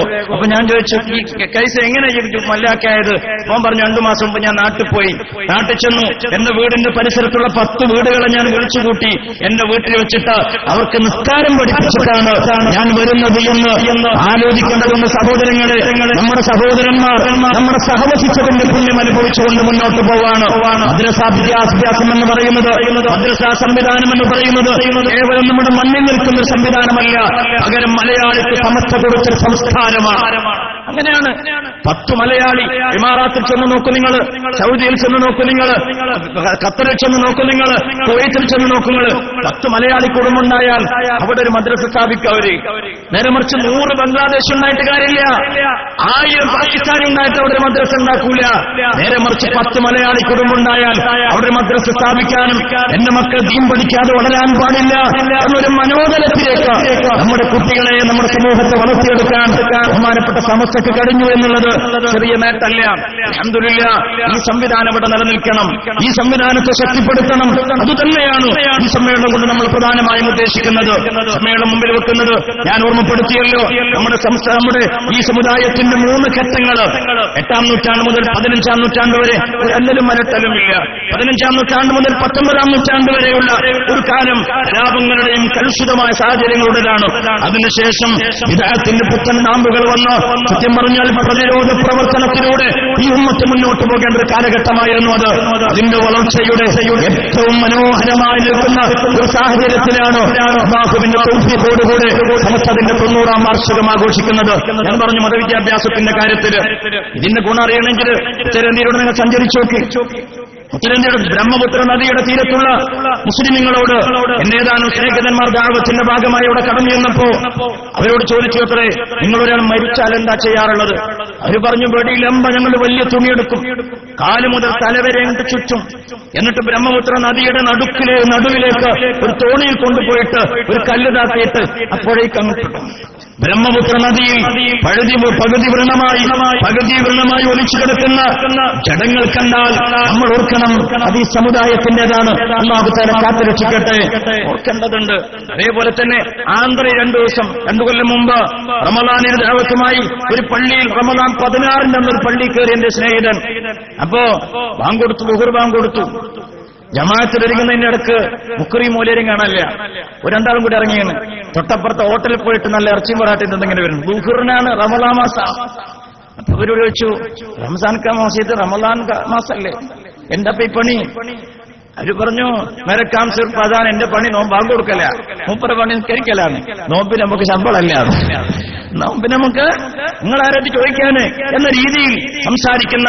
നോക്കൂ, നിങ്ങളൊരു പള്ളിയുടെ മുല്യാരുടെ സ്ഥിതി ഇതാണെങ്കിൽ കാര്യമായ യോഗ്യതയൊന്നും വേണ്ട, കാര്യമായ വിവരമില്ല.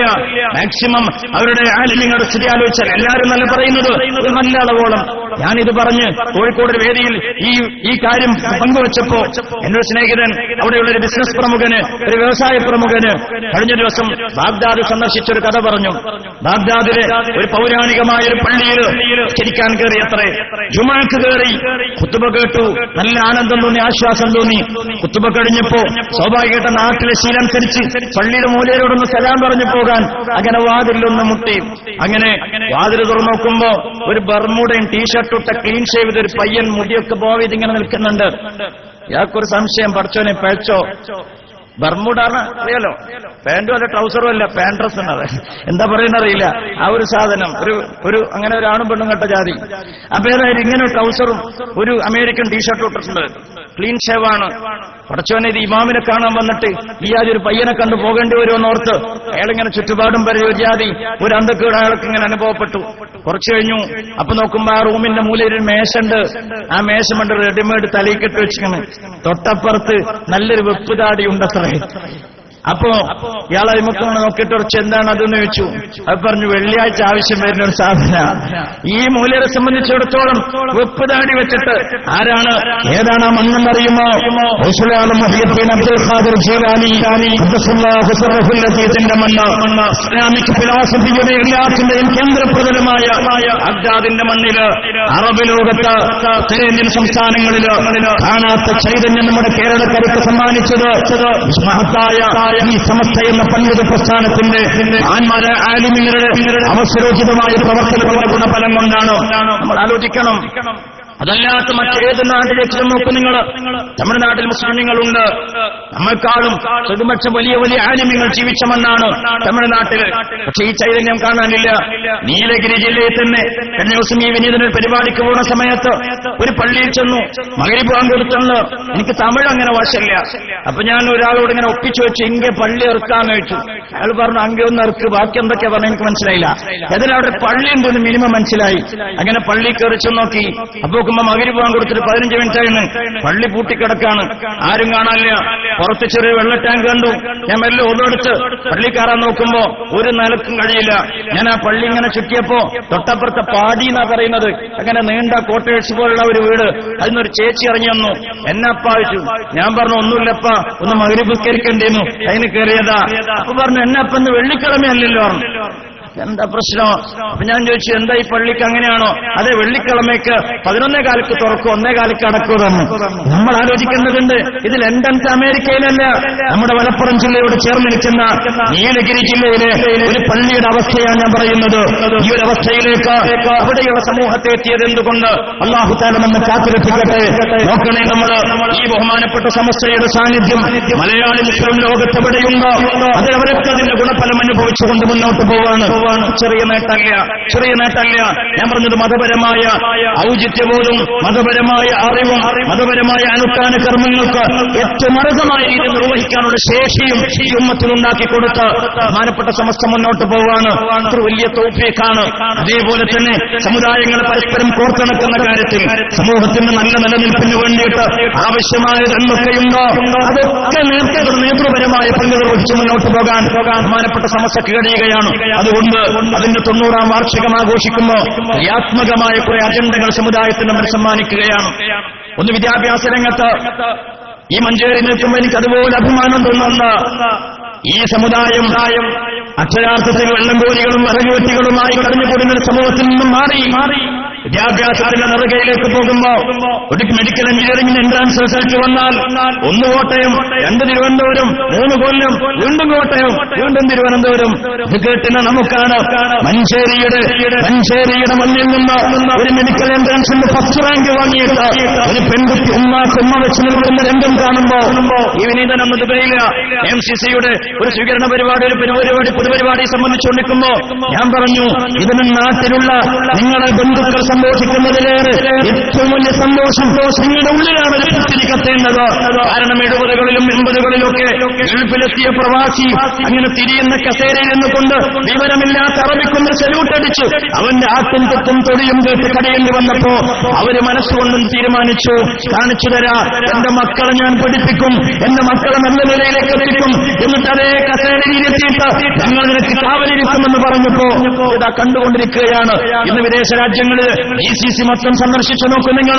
അല്ല, നമ്മുടെ ചെറുതുറപ്പുള്ള കുട്ടികൾ, പ്രത്യേകിച്ചും സമന്വയ വിദ്യാഭ്യാസത്തിന്റെ ശക്തികളായ നമ്മുടെ പണ്ഡിതന്മാര്, അതേപോലത്തെ രാജ്യത്ത് പഠിച്ചു കൊടുക്കുന്ന കുട്ടികൾ നല്ല കീ പോയിന്റുകളിലെത്തി നമ്മുടെ വിദ്യാഭ്യാസത്തിന്റെ നിലവാരത്തിനൊപ്പം നമ്മുടെ ജീവിത നിലവാരം അപ്ഗ്രേഡ് ചെയ്യപ്പെട്ടിരിക്കുന്നു. അതിന് പ്രധാനപ്പെട്ട സംവിധാനം ഒരുക്കിയത് നമ്മുടെ കൂട്ടായ്മയാണ്. അതിനൊരുപാട് ഉലമാക്കളും ഉമറാക്കളും പൊതു സംവിധാനം ചേർന്നു നിന്നതിന്റെ ഗുണഫലമാണ്. അൽഹംദുലില്ലാഹ്, അല്ലാഹു തആല അഭിവൃദ്ധിയിലേക്ക് നയിക്കട്ടെ.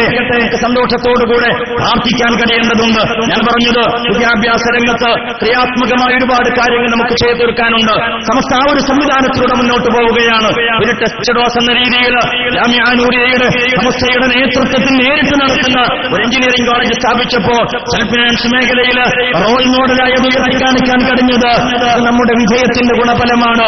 അതേപോലെ തന്നെ നോക്കൂ നിങ്ങൾ, സമന്വയ വിദ്യാഭ്യാസത്തിലൂടെ നമുക്ക് വളർന്നു വരുന്ന വാഫി സംവിധാനത്തിലൂടെ, ഉദവി സംവിധാനത്തിലൂടെ, പാലക്കാട് ജാമിഅ നൂരിയയിൽ നിന്ന്, ദാറുസ്സലാമിൽ നിന്ന്, റമീർ റഹ്മാനിയിൽ നിന്ന് ഇറങ്ങി വരുന്ന സമന്വയ വിദ്യാഭ്യാസത്തിലൂടെ പഠിച്ചിറങ്ങുന്ന പണ്ഡിത പ്രതിഭകൾ സമൂഹത്തിന്റെ മാതൃകാപരമായ വിപ്ലവകരമായ പ്രവർത്തനങ്ങളുമായി മുന്നോട്ട് പോവാണ്.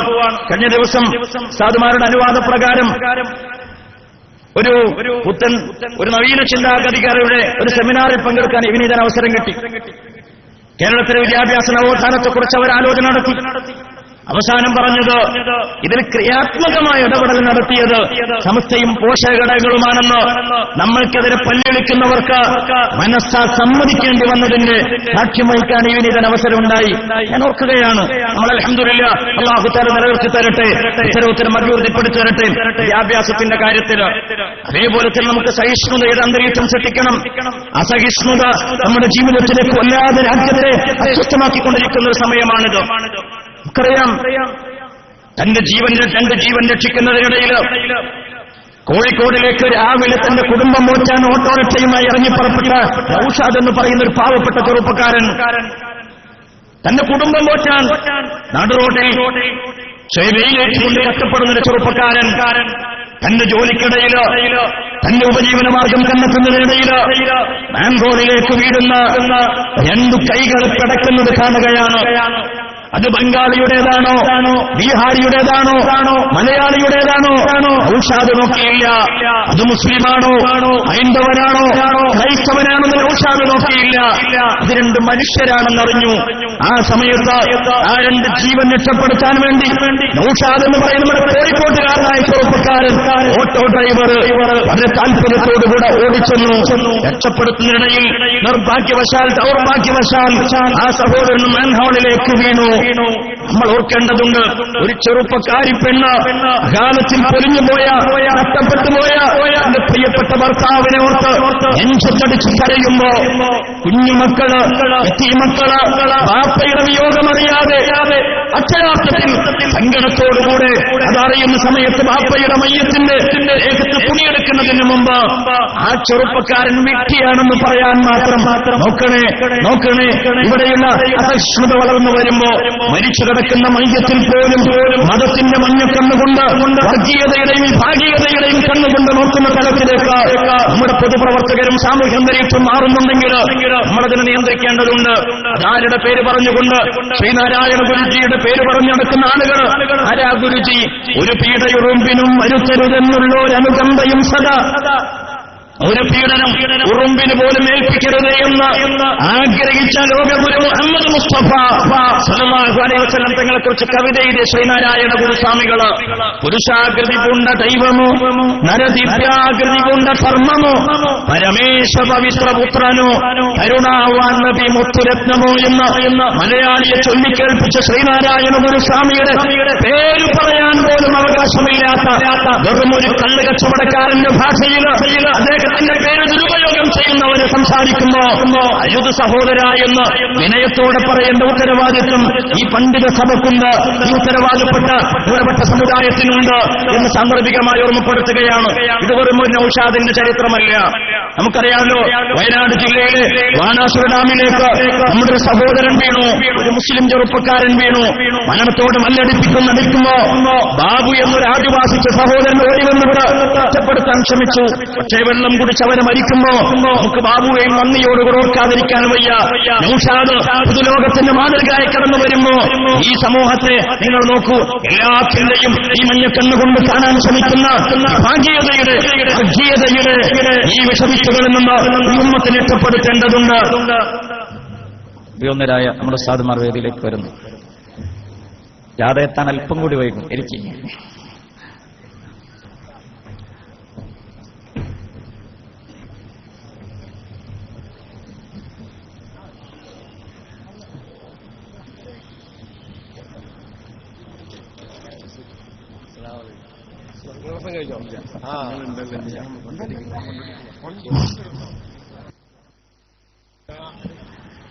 ഞാൻ എത്തിക്കൊണ്ടുപോകുന്നില്ല. ഈ അസഹിഷ്ണുതയുടെ പ്രതിസന്ധി എക്കാലത്തുണ്ടായപ്പോഴെല്ലാം അതിലെല്ലാം ഇടപെട്ടുകൊണ്ട് അതിന് പരിഹാരം കണ്ടവരാണ് ബഹുമാനപ്പെട്ട സമസ്തയുടെ ആലിമ്യങ്ങൾ.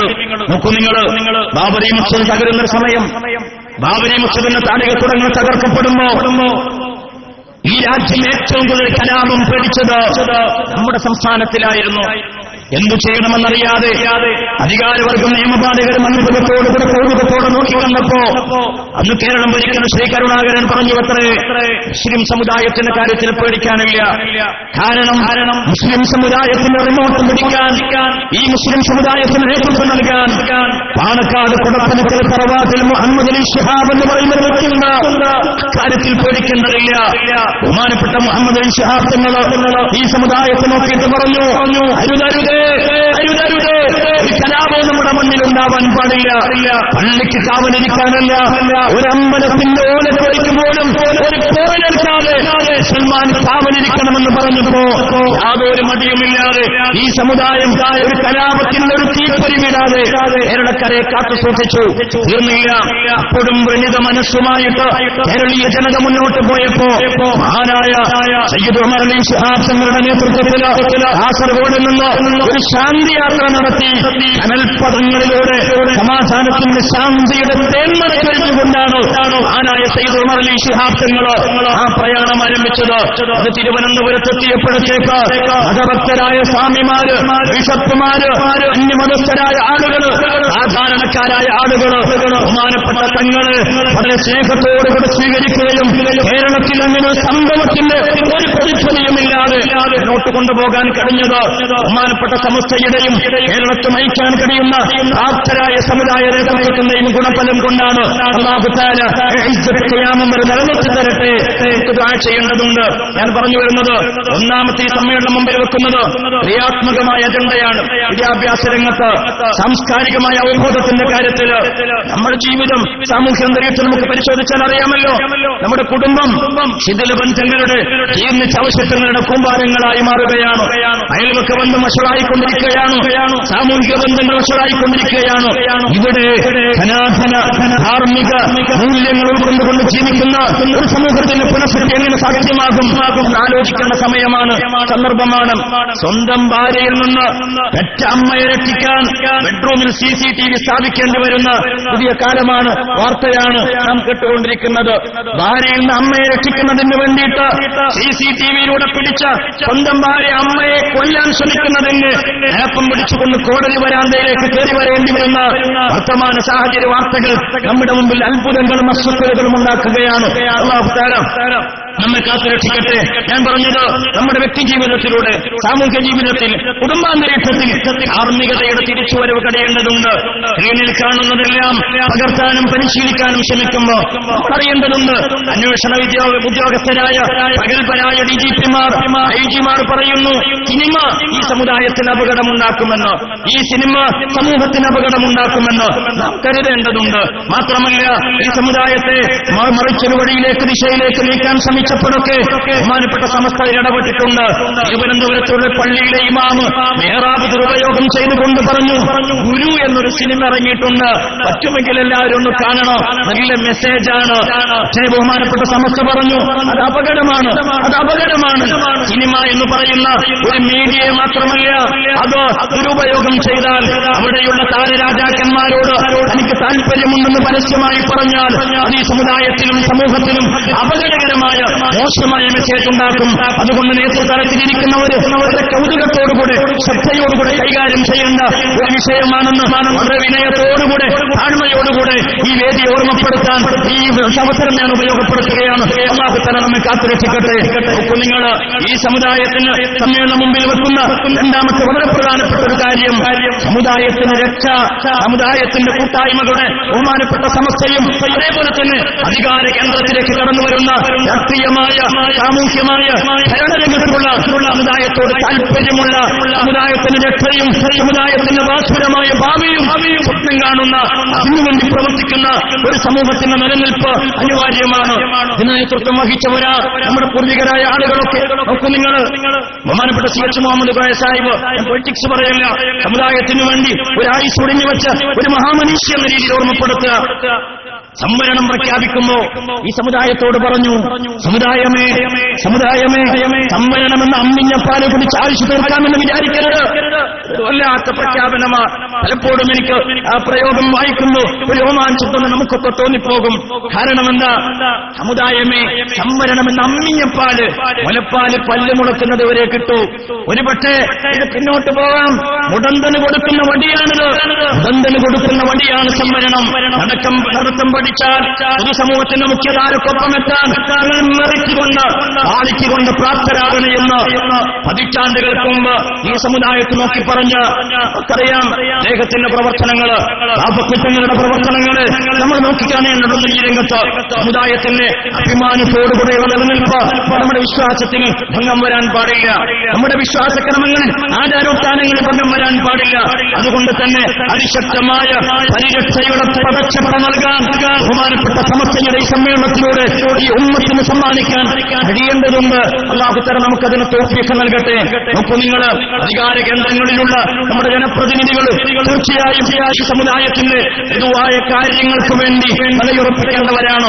അതുകൊണ്ടല്ലേ കാണുന്നത്, ഇന്നിതാ നമ്മൾ കാണുന്നു UT മുഹമ്മദ് ബഷീർ സാഹിബ്, അല്ലാഹു ആഫിയത്തോടെ ദീർഘായുസ്സ് നൽകട്ടെ, പ്രാർത്ഥിക്കുകയാണ്. വല്ലാത്ത താല്പര്യം തോന്നിയിട്ടുണ്ട്. പ്രത്യേകിച്ചും NDA ഗവൺമെന്റിന്റെ നേതൃത്വത്തിൽ സമുദായ വിരുദ്ധമായ ഒരുപാട് കാര്യങ്ങൾ വന്നപ്പോ ആവേശത്തോടുകൂടെ, അന്തരത്തോടുകൂടെ ഈ സമുദായത്തിന്റെ പൊതുസമൂഹത്തിന്റെ രാജ്യത്തിന് മതേതര പാരമ്പര്യത്തിന് വേണ്ടി വലിയ ശബ്ദമുയർത്താൻ അദ്ദേഹത്തിന് കഴിഞ്ഞിട്ടുണ്ട്. നമ്മൾ പ്രാർത്ഥിക്കേണ്ടതുണ്ട്. ഇന്നിതാ ജാമിഅ മില്ലിയയുമായി ബന്ധപ്പെട്ട്, അലിഗഡ് മുസ്ലിം യൂണിവേഴ്സിറ്റിയുമായി ബന്ധപ്പെട്ട് അതിന്റെ മൈനോറിറ്റി സ്റ്റാറ്റസ് എടുത്തു കളയുന്നതിന് മുന്നിലുള്ള നീക്കവുമായിട്ട് ഭരണകാരിക ഉത്തരവാദപ്പെട്ടവർ മുന്നോട്ട് പോകുമ്പോൾ അരുതെന്ന് പറയാൻ, അതിന്റെ പാരമ്പര്യം നഷ്ടപ്പെടുത്തരുത് എന്ന് പറയാൻ അധികാര കേന്ദ്രത്തിന് ആളുകൾ ഉണ്ടാകുമ്പോ അത് സന്തോഷിപ്പിക്കുന്നതാണ്. അതിനു വേണ്ടിയിട്ട് നമ്മൾ ആലോചിക്കേണ്ടതാണ് ഈ സമയത്ത്. എന്നാൽ ശരീഅത്ത് പ്രശ്നവുമായി ബന്ധപ്പെട്ടിട്ട് അതിന് പ്രശ്നങ്ങൾ ഉണ്ടാകുമ്പോൾ ഈ സമുദായത്തിന് കാവലാവേണ്ടവരാണ് ഇവിടെയുള്ള അധികാരികൾക്കും സമുദായത്തിന്റെ കൂടെ നിൽക്കുന്ന പത്തം ചേർന്ന് നിൽക്കേണ്ടവര്. അല്ലാഹു തൗഫീഖ് ചെയ്യട്ടെ, അല്ലാഹു തൗഫീഖ് ചെയ്യട്ടെ. അവിടെ നമ്മൾക്ക് പാർശ്വവൽക്കരണമില്ല, അവിടെ മറ്റൊരു രീതിയിലേക്ക് നീങ്ങാൻ പാടില്ല. കാരണം നമ്മുടെ വിശ്വാസം ഇവിടെ സംരക്ഷിക്കപ്പെടേണ്ടതാണ്. ഒരു വല്ലാത്ത കാലമാണ്, ഒരു വല്ലാത്ത കാലമാണ്. നമ്മൾ ഓർത്തു നോക്കേണ്ടതുണ്ട്. മാട്ടിറച്ചി സൂക്ഷിച്ചവനെ അത് പശുമാംസമാണെന്ന് പറഞ്ഞുകൊണ്ട്, അല്ലെങ്കിൽ ആട്ടിറച്ചി സൂക്ഷിച്ചവനെ തീർച്ചയായിട്ടും അവനെ പിടികൂട്ടിയിട്ട് പട്ടിയെപ്പോലെ തല്ലിക്കൊല്ലുന്ന ഒരു പ്രത്യേക കാലം. ട്രെയിനിൽ യാത്ര ചെയ്യുന്നവന്റെ കയ്യിൽ ഒരു കീസ് കണ്ടാൽ അതിന്റെ പേര് ആക്രമിക്കപ്പെടുന്ന, കുടുംബം ആക്രമിക്കപ്പെടുന്ന സാഹചര്യം. എന്തൊരു കാലമാണ് റബ്ബേ. അല്ലാഹു തആല ഈ സമൂഹത്തിന് ശാന്തി നൽകട്ടെ, ശാന്തി നൽകട്ടെ. നോക്കൂ, നിങ്ങൾ എവിടെ നോക്കിയാലും സഹിഷ്ണുതയുടെ കാർമേഘങ്ങൾ നാം കണ്ടുകൊണ്ടിരിക്കുകയാണ്. അതിന് വളം വെക്കുന്ന പ്രവർത്തനങ്ങൾ അധികാര കേന്ദ്രങ്ങളിൽ നിന്നുണ്ടാകുന്നു. തീർച്ചയായും അതിൽ നിന്ന് രക്ഷമേകാൻ, വിശുദ്ധ ശരീഅത്തിന് സംരക്ഷണമേകാൻ നമ്മുടെ കൂട്ടായ്മ കൊണ്ട് കഴിയേണ്ടതുണ്ട്, കൂട്ടായ്മ കൊണ്ട് കഴിയേണ്ടതുണ്ട്. നോക്കൂ, നിങ്ങൾ ശരീഅത്തിന് വിരുദ്ധമായ സമീപനം നിന്നപ്പോ ബഹുമാനപ്പെട്ട ബാപ്പക്കിത്തങ്ങൾ MES വടിവട്ടമാണ് പാതയിലൂടെ മുന്നോട്ട് പോകുന്നത് കണ്ടപ്പോ ബഹുമാനപ്പെട്ട ബാപ്പക്കിത്തങ്ങൾ പറഞ്ഞില്ലേ, ഞാനിതാ ഈ പ്രവർത്തനത്തിൽ നിന്ന് രാജിവെക്കുകയാണ്. ഇവിടെയുള്ള സമുദായ രാഷ്ട്രീയ പാർട്ടിയുടെ പൊതുധാരകൾ മുഴുവനും MESനെ സ്വതന്ത്രമാക്കി ഞങ്ങൾക്കും അതിനോട് പൊരുത്തപ്പെടാൻ കഴിയില്ലെന്ന് പറഞ്ഞു, തിരുത്താൻ ശ്രമിച്ചു. എന്നാൽ ഫർദാൻ ഇസ്ലാമികമാണെന്ന് പറയുന്നവനോട്, അതല്ലെങ്കിൽ മുസ്ലിം പെൺകുട്ടികളുടെ പേരിൽ ആവലാതിപ്പെട്ടുകൊണ്ട് പരമാവധി മുസ്ലിം സാമുദായിക കൂട്ടായ്മകളൊക്കെ ഒരേ സ്വരത്തിൽ നിൽക്കുമ്പോ അതിന്റെ കരുത്തിൽ കത്തിവെക്കാൻ, സമുദായ ദ്രോഹികളോടൊപ്പം നിൽക്കാൻ, ആരെങ്കിലും സെക്യുലറിസ്റ്റുകളെ കയ്യൊഴി വാങ്ങാൻ ഒരു കാരണവശാലും ഈ സമുദായത്തിന്റെ പേരിൽ ജീവിക്കുന്ന മുന്നോട്ട് പോകാൻ പാടില്ല. അല്ലാഹു തആല നമ്മെ കാത്തുരക്ഷിക്കട്ടെ. പ്രാർത്ഥിക്കേണ്ടതുണ്ട്, അതിനുവേണ്ടി നാം നിലപാടെടുക്കേണ്ടതുണ്ട്. അതോടൊപ്പം എനിക്ക് ഓർമ്മപ്പെടുത്താനുള്ളത്, മുന്നോട്ട് പോവുക. ഒരുപാട് കാര്യങ്ങൾ ചെയ്യാനുണ്ട്. അതോടൊപ്പം നാം നോക്കും, നിങ്ങൾ ഈ രാജ്യത്ത് മതപരമായ സംവിധാനം ഉണ്ടാവണം, ഭൗതികമായ ശിക്ഷകൾ ഉണ്ടാവണം. എല്ലാം ചേർത്ത് വെച്ചുകൊണ്ട് ഈ സമുദായത്തെ മുന്നോട്ട് നയിക്കാൻ ക്രിയാത്മകമായ കർമ്മ പദ്ധതികളും പരിപാടികളും സഹിഷ്ണുതയോടുകൂടെ സ്നേഹപൂർവ്വം തിരുത്തേണ്ടത് തിരുത്തി നല്ല രീതിയിൽ മുന്നോട്ട് പോകാൻ നമുക്ക് ഓരോരുത്തർക്കും കഴിയേണ്ടതും അല്ലാഹു തആല നമുക്കതിനെ തൗഫീഖ് നൽകട്ടെ. എന്നിട്ട് സംസാരിക്കുന്നില്ല. വളരെ സന്തോഷകരമായ ഒരു മുഹൂർത്തമാണ് പിന്നിട്ട വഴികളിലൊക്കെ ഈ സന്ദേശയാത്രയ്ക്ക് അനുഭവിക്കാൻ കഴിഞ്ഞത്. വളരെ സന്തോഷത്തോടെ, വളരെ സ്നേഹത്തോടുകൂടെ ഈ സംവിധാനത്തെ ഏറ്റെടുക്കാൻ പൊതുലോകം തയ്യാറായി കഴിഞ്ഞിരിക്കുന്നു. അൽഹംദുലില്ലാഹ്, ഈ വരുന്ന 11, 12, 13, 14 തീയതികളിൽ ആലപ്പുഴയിൽ നടക്കുന്ന മഹത്തായ സമ്മേളനത്തിലേക്ക് കഴിവിന്റെ പരമാവധി എല്ലാവരും എത്തിച്ചേരുക. ക്യാമ്പുകളിൽ ഒരുപാട് കർമ്മ പദ്ധതികളും പരിപാടികളും വിശദീകരിച്ച് മുന്നോട്ട് പോകും. തീർച്ചയായും അതിനൊക്കെ ഗുണഫലങ്ങൾ അനുഭവിച്ച് മുന്നോട്ട് പോകാൻ നമുക്ക് സാധിക്കേണ്ടതുണ്ട്. പൊതുസമ്മേളനം എന്ന് പറയുമ്പോൾ നമുക്കറിയാം, നമ്മിന്ന് മരിച്ചുപോയ മഹാരഥന്മാരായ നമ്മുടെ ഉസ്താദുമാരെ, സാദാത്യങ്ങളെ നന്ദിയോടുകൂടി ഓർക്കുകയും നമ്മിൽ നിന്നൊക്കെ മരിച്ചുപോയവർക്ക് വേണ്ടിയിട്ട് ആത്മാർത്ഥമായി ദുആ ചെയ്തുകൊണ്ടാണ് നമ്മുടെ സമ്മേളനം ആരംഭിക്കുക. പ്രത്യേകിച്ചും ഈ സമ്മേളനത്തിലേക്ക് പോകുമ്പോ നമുക്ക് ചങ്കിടിഞ്ഞു പോകുന്ന വേദന നമുക്കുണ്ട്. കാരണം നമുക്ക് നേതൃത്വം നൽകേണ്ട ബഹുമാനപ്പെട്ട രോഗശൈലിയിലാണ്. അല്ലാഹു മഹാനവരുടെ രോഗത്തിന് ശിഫ കൊടുക്കണേ തമ്പുരാനെ. മഹാനവരുടെ തണലിൽ ദീർഘകാലം ദീനിനെ ഖലാസോടുകൂടെ ചെയ്യാനുള്ള തൗഫീഖ് സാധുക്കളായ ഞങ്ങൾക്ക് നൽകണേ തമ്പുരാനെ. ബഹുമാനപ്പെട്ട കോയക്കുട്ടി സാധു സുഖമില്ല, അല്ലാഹുവിന് ശിഫ കൊടുക്കണേ തമ്പുരാനെ. ബഹുമാനപ്പെട്ട വിദ്യാഭ്യാസ ബോർഡിന് അഭിവന്ദനായ പ്രസിഡന്റ് ബഹുമാനപ്പെട്ട സലാം ഉസ്താദിന് സുഖമില്ല, അല്ലാഹുവിന് ശിഫ കൊടുക്കണേ തമ്പുരാനെ. നമ്മുടെ നേതാക്കന്മാര് നമ്മൾ വളരെ പ്രാർത്ഥനാപൂർവ്വം ആ പരിപാടി ആരംഭിക്കുമ്പോൾ തികച്ചും നമ്മൾ ആലോചിക്കേണ്ടത് സമസ്തയ്ക്ക് ഇങ്ങനെ അഭിമാനത്തോടെ അന്തസ്സോടെ നിലനിൽക്കാൻ കഴിയുള്ളൂ.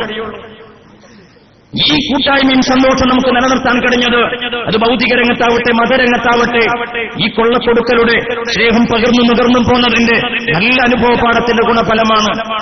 ഒന്നില്ലാതെ പോയാൽ മറ്റതിനെതിരെ ബുദ്ധിമുട്ടുണ്ടാകും. കേവലം മത സംവിധാനം ഉണ്ടാവില്ല, ഭൗതികമായ നമ്മുടെ സംവിധാനങ്ങൾ നമ്മുടെ കൂടെ ഉണ്ടാവണം. കേവല ഭൗതിക സംവിധാനങ്ങളും ഏതെങ്കിലും ഒരു പൊളിറ്റിക്കൽ പാർട്ടി കൊണ്ട് മാത്രം നമ്മുടെ രാജ്യത്തെ സമുദായം രക്ഷപ്പെടില്ല. അങ്ങനെ വിടുകയാണെങ്കിൽ ബംഗാളിൽ രക്ഷപ്പെടേണ്ടിയിരുന്നു. ഇവിടെ മന്ത്രിമാരുണ്ടായിരുന്നു, സമുദായ പാർട്ടികൾക്ക് അതുകൊണ്ട് മന്ത്രിമാരും ജനപ്രതിനിധി MLA-മാരും ഉണ്ടായിരുന്നു. പക്ഷേ അവർക്ക് മതത്തെ ബാലൻസ് ചെയ്യാൻ കഴിയാത്തത് കൊണ്ട് അത് ഇന്ന് ബിഗ് സീറോ ആയി വന്നു. നോക്കൂ നിങ്ങൾ, തമിഴ്നാട്ടിൽ നമ്മുടെ തൊട്ടടുത്ത സംസ്ഥാനത്ത് അവിടെ നമുക്കറിയാം ജനപ്രതിനിധികളുണ്ടായിരുന്ന സമുദായത്തിന്. പക്ഷേ ഇന്ന് അത് റിവേഴ്സ് ഗിയറിലേക്ക് പോയതെന്തുകൊണ്ട്? ഈ മതവും ഭൗതികതയും സമന്വയിപ്പിച്ച് സമഞ്ജസമാക്കിയിട്ട് പരസ്പര പൂരകങ്ങളാക്കി മുന്നോട്ട് കൊണ്ടുപോകാൻ നമുക്ക് കഴിയാതെ പോയാൽ നമ്മൾ പരാജയത്തിലാണ്. അല്ലാഹു തആല കാത്തുരക്ഷിക്കട്ടെ. അതുകൊണ്ട് വളരെ കരുതലോടുകൂടെ ശ്രദ്ധയോടുകൂടി നാം മുന്നോട്ട് പോവാം. നോക്കൂ നിങ്ങൾ, സമസ്തയ്ക്ക് എന്നെ പറയാൻ പറ്റുള്ളൂ. ബാക്കിയുള്ള ഓരോരുത്തരുടെയും മഞ്ചേരി എന്നുകൊണ്ട് പറയുമ്പോൾ ചിലതൊക്കെ ഓർമ്മപ്പെടുത്താതിരിക്കാൻ വയ്യ. എന്താണ് നദുവത്തുൽ മുജാഹിദീന്റെ സ്ഥിതി? 90 കൊല്ലം ഞങ്ങൾ പറഞ്ഞൊരു അബദ്ധമാണ് നാഴികക്ക് 40 പ്രാവശ്യം ആവർത്തിച്ച് പറഞ്ഞുകൊണ്ടിരിക്കുക. ജിന്ന് ചെകുത്താനെ നിഷേധിച്ചവർ ജിന്നിന്റെ പേര് ഒരു ഗ്രൂപ്പ് തന്നെ ഉണ്ടായി. നോക്കുകൾ കണ്ടിട്ട് മനുഷ്യന്മാരോട് ചോദിച്ചാൽ ഇത് ജിന്നാണ്. എന്തൊരു കഷ്ടമാണ്. മനുഷ്യന്മാരുടെ താടിയും കോലൊക്കെ കണ്ട തോന്നും ചെയ്തത് ജിന്നാണോ? ഈ രീതിയിലേക്ക് മനുഷ്യൻ ജിന്ന് എന്ന് പറയുന്ന ഒരു ഗ്രൂപ്പ് തന്നെ ഉണ്ടാകുക. കുറെ കാലം 10-85 കൊല്ലക്കാലം ജിന്നിനെ നിഷേധിച്ച് നടന്ന ആളുകൾ ഇപ്പൊ ജിന്നിന്റെ പേര് ഒരു ഗ്രൂപ്പായി. എന്റെ ജമാഅത്തെ ഇസ്ലാമി നോക്കൂ നിങ്ങൾ, 50 കൊല്ലം മുമ്പ് മർഹൂം വാണിയമ്പലം അബ്ദുറഹ്മാൻ മുസ്ലിയാർ പറഞ്ഞു, മൗദൂദിയൻ കാഴ്ചപ്പാടുകൾ അവരുടെ സന്ദേശങ്ങൾ പഠിക്കുന്ന എനിക്ക് തോന്നുന്നത് അതൊരു മതസംഘടനയല്ല, പാർലമെന്ററി വ്യാമോഹവുമായി വരുന്ന കേവലം രാഷ്ട്രീയ പാർട്ടിയാണ്. തെളിയാൻ അരനൂറ്റാണ്ട് കാത്തിരിക്കേണ്ടി വന്നു.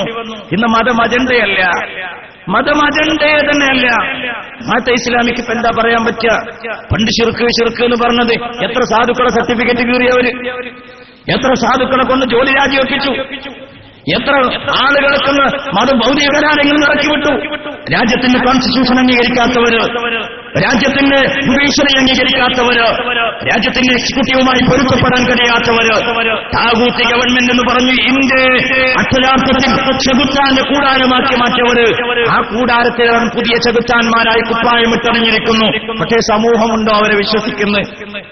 എന്റെ IS എന്ന് പറയുന്ന ഇസ്ലാമിക് സ്റ്റേറ്റ് എന്ന പേരിൽ ലോകത്ത് മനുഷ്യരെ കൊന്ന അക്രമമുണ്ടാക്കിയിട്ട് അവിടെ മതത്തിന്റെ മുദ്ര ചാർത്താൻ ശ്രമിക്കുന്ന ഭീകരവാദം ലോകത്ത് കൊടുമ്പിരി കൊണ്ടപ്പോ ഒരുപക്ഷെ IS-നെതിരെ ഏറ്റവും ശക്തമായ ക്യാമ്പയിൻ ആചരിച്ച ജമാഅത്തെ ഇസ്ലാമിയ ഒരു പേടി. കാരണം എന്താ? കുമ്പളങ്ങ കത്തവനെ നോക്കിയാൽ അറിയാമെന്ന പോലെ ഏത് ലോകത്ത് ഭീകരവാദം വന്നാലും അതിന് ബീജം നൽകിയത് മൗദൂദിയൻ കാഴ്ചപ്പാടുകളാണ്, വഹാബിയൻ ചിന്താധാരകളാണ്. ഒട്ടും സംശയമല്ല. അതുകൊണ്ട് തന്നെ ലോകത്ത് ഭീകരതയ്ക്ക് വിത്തുപാകിയ ജമാഅത്തെ ഇസ്ലാമി എത്ര സെക്യുലർ പാർട്ടിയായാലും എത്ര വെൽഫെയർ പാർട്ടിയായാലും അതിന് വെൽഫെയർ തേടി നടക്കേണ്ടി വരും. യാതൊരു സംശയമില്ല. സമൂഹത്തിന്റെ പിന്തുണ കിട്ടൂല, യാതൊരു സംശയമില്ല. ജമാഅത്തെ ഇസ്ലാമിക്ക് ഉണ്ടാകോലില്ല. നോക്കുന്ന സമസ്തയിൽ നിന്ന് പുറത്താക്കപ്പെട്ട കൂട്ടരുണ്ടല്ലോ, അവരിപ്പോ എന്താ സ്ഥിതി? കണ്ണിയിൽ മുഖാമുഖം നടത്തിയിട്ട് സമൂഹത്തിനെ ഏർപ്പാക്കി എന്നൊരു കൂട്ടര് അതില്ല, ഉണ്ടാട്ടില്ല. കാരണം എവിടെ മുഖാമുഖം വെച്ചാൽ മുടി കുടുങ്ങിപ്പോവാ. ഒരുപാട് കള്ളം പറഞ്ഞു, സമൂഹമൊക്കെ പുറത്തു. മുത്തുനബിയുടെ പേര് പച്ച നുണ പറഞ്ഞപ്പോ പടച്ചമ്പുരാൻ തന്നെ പിടികൂടി. നോക്കി നിങ്ങൾ 2 തരം മുടിയിറക്കി, ഒന്ന് കണ്ണൻദേവ മുടി, മറ്റൊന്ന് ലിപ്റ്റൻ മുടി. കണ്ണൻദേവ മുടി ഞാൻ ഉദ്ദേശിച്ച് ഇവിടെ ഉണ്ടാക്കി ഇവിടെ വിതരണം ചെയ്യുന്നത്. ലിപ്റ്റൻ മുടി പറഞ്ഞാൽ ഇവിടെ ഉണ്ടാക്കുന്ന ചായപ്പൊടിയാണ്. പക്ഷെ ദുബായി പോയിട്ട് നല്ലൊരു കവറിലിട്ടിട്ട് ഇങ്ങനെ തന്നെ വരും. ശ്രദ്ധിച്ചിട്ടുണ്ടല്ലോ, നല്ല പ്രൊഡക്റ്റ് ഒക്കെ അങ്ങനെയാണ്. ഇവിടെ ഉണ്ടാക്കിയിട്ട് അങ്ങോട്ട് വിദേശത്തേക്ക് അയക്കും. അവിടുന്ന് ഇങ്ങോട്ട് നല്ല പുതിയിൽ വന്നാൽ പിന്നെ അതിന് വലിയ കവറേജ് കിട്ടും. ഒന്നാണ് ബോംബെയിലുള്ള അഭിപ്രായം ഇവിടെ ഇരിക്കുന്നതിന് ആധികാരികമായിട്ട് പറയാൻ പറ്റുന്ന ഉടലോടെ പിടിച്ചതാ. നോക്കി അല്ലാഹു തആല ആഫിയത്തോടെ ദീർഘായുസ് നൽകട്ടെ. നോക്കി നിങ്ങൾ, ഈ മനുഷ്യനില്ലായിരുന്നെങ്കിൽ ഈ NDF-ന്റെ കെണിയിൽ ഈ സാധുക്കളൊക്കെ വീണുപോകില്ലായിരുന്നു. ആരൊക്കെ എതിർത്തുവന്ന്. അതേപോലെ തന്നെ നിങ്ങൾ നോക്കി, ഈ കാന്തപുരം പച്ച നുണ പറഞ്ഞിട്ട് പൊറോട്ട നാടകം കാണിച്ച് സമുദായ നേതൃത്വം പോലും തെറ്റിദ്ധരിച്ചുകൊണ്ട് ഞങ്ങളാണ് ഇതെല്ലാം എന്ന് പറഞ്ഞ് 8 കാലി മമ്മൂഞ്ഞി ചമഞ്ഞുകൊണ്ട് നടന്നപ്പോ നമ്മളിൽപ്പെട്ട ചില ആളുകൾക്ക് തന്നെ തോന്നിപ്പോയി ഈ ഉസ്താദ് കുഴപ്പമില്ലട്ടോ, ഒന്ന് കൂട്ടിപ്പിടിച്ചാൽ തിരക്കേടില്ല എന്ന്. അന്ന് നാട്ടി ഉസ്താദ് പറഞ്ഞൊരു ഓർമ്മ വരികയാണ്. നാട്ടി ഉസ്താദ് പണ്ട് പറഞ്ഞു, പണ്ട് മീൻ പിടിക്കാൻ പോയിട്ടെന്ന കഥ. അന്ന് 90കളിൽ ഇങ്ങനെ സാഹചര്യം ഉണ്ടായിരുന്നു. നാട്ടി ഉസ്താദ് പറഞ്ഞു, നിങ്ങൾ ആലോചിച്ചോളിട്ടോ, ഇത് അപകടമാണ്. മീൻ വെട്ടാൻ പോണ, നിങ്ങളോട് പെട്ടെന്നെങ്ങനെ തന്നെ പറയാലോ, മീൻ വെട്ടാൻ പോണ ഒരാളെ കഥ പറഞ്ഞു. വാളും പിടിച്ചിട്ട് ഗ്യാസ് ലൈറ്റും പിടിച്ചിട്ട് ഇങ്ങനെ പോവാ. അപ്പോഴൊരു കണ്ണങ്ങനെ കണ്ണും കാട്ടി നിൽക്കണം. അപ്പുറത്തിന്റെ അതിലേറൊരു മുജ്ജിങ്ങനെ നിൽക്കണ്. കണ്ണനെ വെട്ടിയാൽ മുജ്ജ് പോകും, മുജ്ജിനെ വെട്ടിയാൽ കണ്ണനും പോവും. ഇയാൾ നേരെ ഇങ്ങനെ ഒരു അല്പനേരം ശങ്കിച്ചു എന്താ കാട്ടാ. അവസാനം ഇയാൾക്കൊരു ഐഡിയ തോന്നി, ഈ വാളുകൊണ്ട് ഈ കണ്ണനെ മുജ്ജിന്റെ അടുത്തേക്കാണ് നീക്കിയിട്ട് രണ്ടിനും കൂടി ഒറ്റ വെട്ട. ഞാൻ പറഞ്ഞല്ല, നാട്ടി ഉസ്താദ് പറഞ്ഞതാണ്. അല്ലാഹു തആല മഹാനഗർ ദർജകൾ ഉയർത്തിക്കൊടുക്കട്ടെ. അങ്ങനെ കുറച്ച് ആൾക്കാർ രണ്ടും കൂടി ഒന്നാണ്ട് ഒപ്പിച്ച് കിട്ടിയാൽ ഒരുപക്ഷെ കനം കുറച്ചും കൂടെ അതിന്റെ പോസിറ്റീവ് എഫക്ട് ഉണ്ടാകുമെന്ന് വിചാരിക്കുന്ന അപകടമാണ്. ആലോചിച്ചൊക്കെ നിങ്ങൾ പെണ്ണാണെങ്കിൽ പിന്തുണക്കാൻ പറ്റൂല അറിഞ്ഞിട്ട് സ്വതന്ത്രമായി വോട്ട് ചെയ്തിട്ട് മലപ്പുറം മണ്ഡലത്തിൽ എത്ര വോട്ടുണ്ടായി കൂട്ടരെ ചിന്തിച്ചോക്കി. നമ്മൾ ചിന്തിച്ചോക്കി. നിങ്ങള് ഇലക്ഷൻ വരുമ്പോ കുപ്പായിട്ടിട്ട് എട്ടുകാരി മമ്മൂഞ്ഞി ചമയുന്ന ചില കള്ളന്മാരാവും. നമ്മൾ വിട്ടേക്ക്. അല്ലാഹു തആല കാത്തു രക്ഷിക്കട്ടെ. യാതൊരു പ്രശ്നമില്ല. സമസ്തയെ സംബന്ധിച്ചിടത്തോളം കഴിഞ്ഞൊല്ലം വെച്ച ഫ്ലക്സ് പറ്റുമെങ്കിൽ ഒന്ന് കഴുകിയിട്ട് കൊല്ലം വെക്കാം. അടുത്തൊല്ലത്തേക്ക് കേടൊന്നും പറ്റിയില്ലെങ്കിൽ അടുത്തൊല്ലം വെക്കാം. യാതൊരു ഡേറ്റ് മാറ്റി കൊടുത്താൽ മതിയോ? നേരെ മറിച്ച് വേറെ ചില കൂട്ടരും ഒരു ഫ്ലക്സ് വെച്ചു, 10,000 ഫ്ലക്സ്. എന്നിട്ട് ക്യാമ്പയിൻ ആചരിച്ച ഫ്ലക്സ് ഇനി കോഴിക്കോട് മറക്കാനും കൂടി എടുക്കാൻ പാടില്ല. കാരണം അത് കാണുമ്പോ ബേജാറാവുക. 40 കോടിന്റെ സൗദ എവിടെ ആ പള്ളിയിൽ വെച്ചുമ്പോ സമുദായമേ പൊരുത്തപ്പെട്ടോളൂ എന്നാ പറയുന്നത്.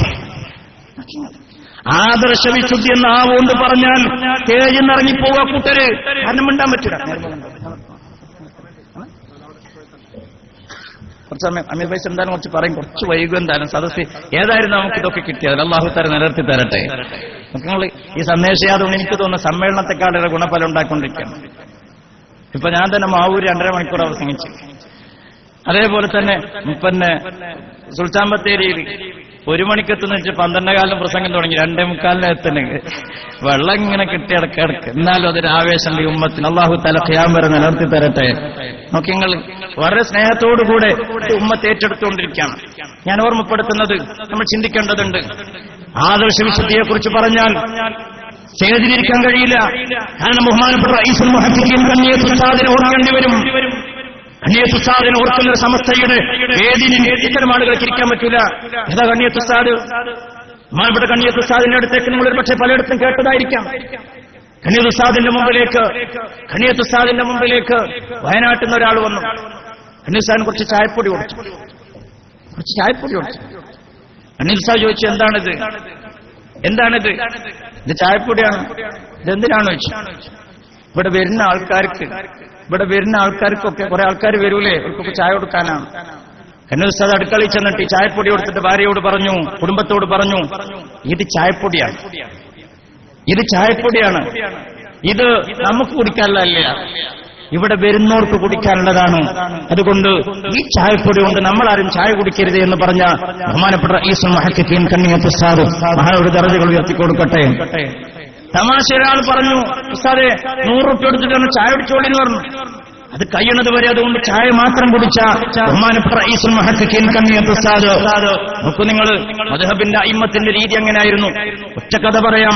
മഹാനായ ഇമാം അഹ്മദ് ബിൻ ഹംബൽ റളിയല്ലാഹു തആല അൻഹു ഇമാം അഹ്മദ് ബിൻ ഹംബൽ ജീവിതത്തിൽ ഒരു സംഭവം പറയാം.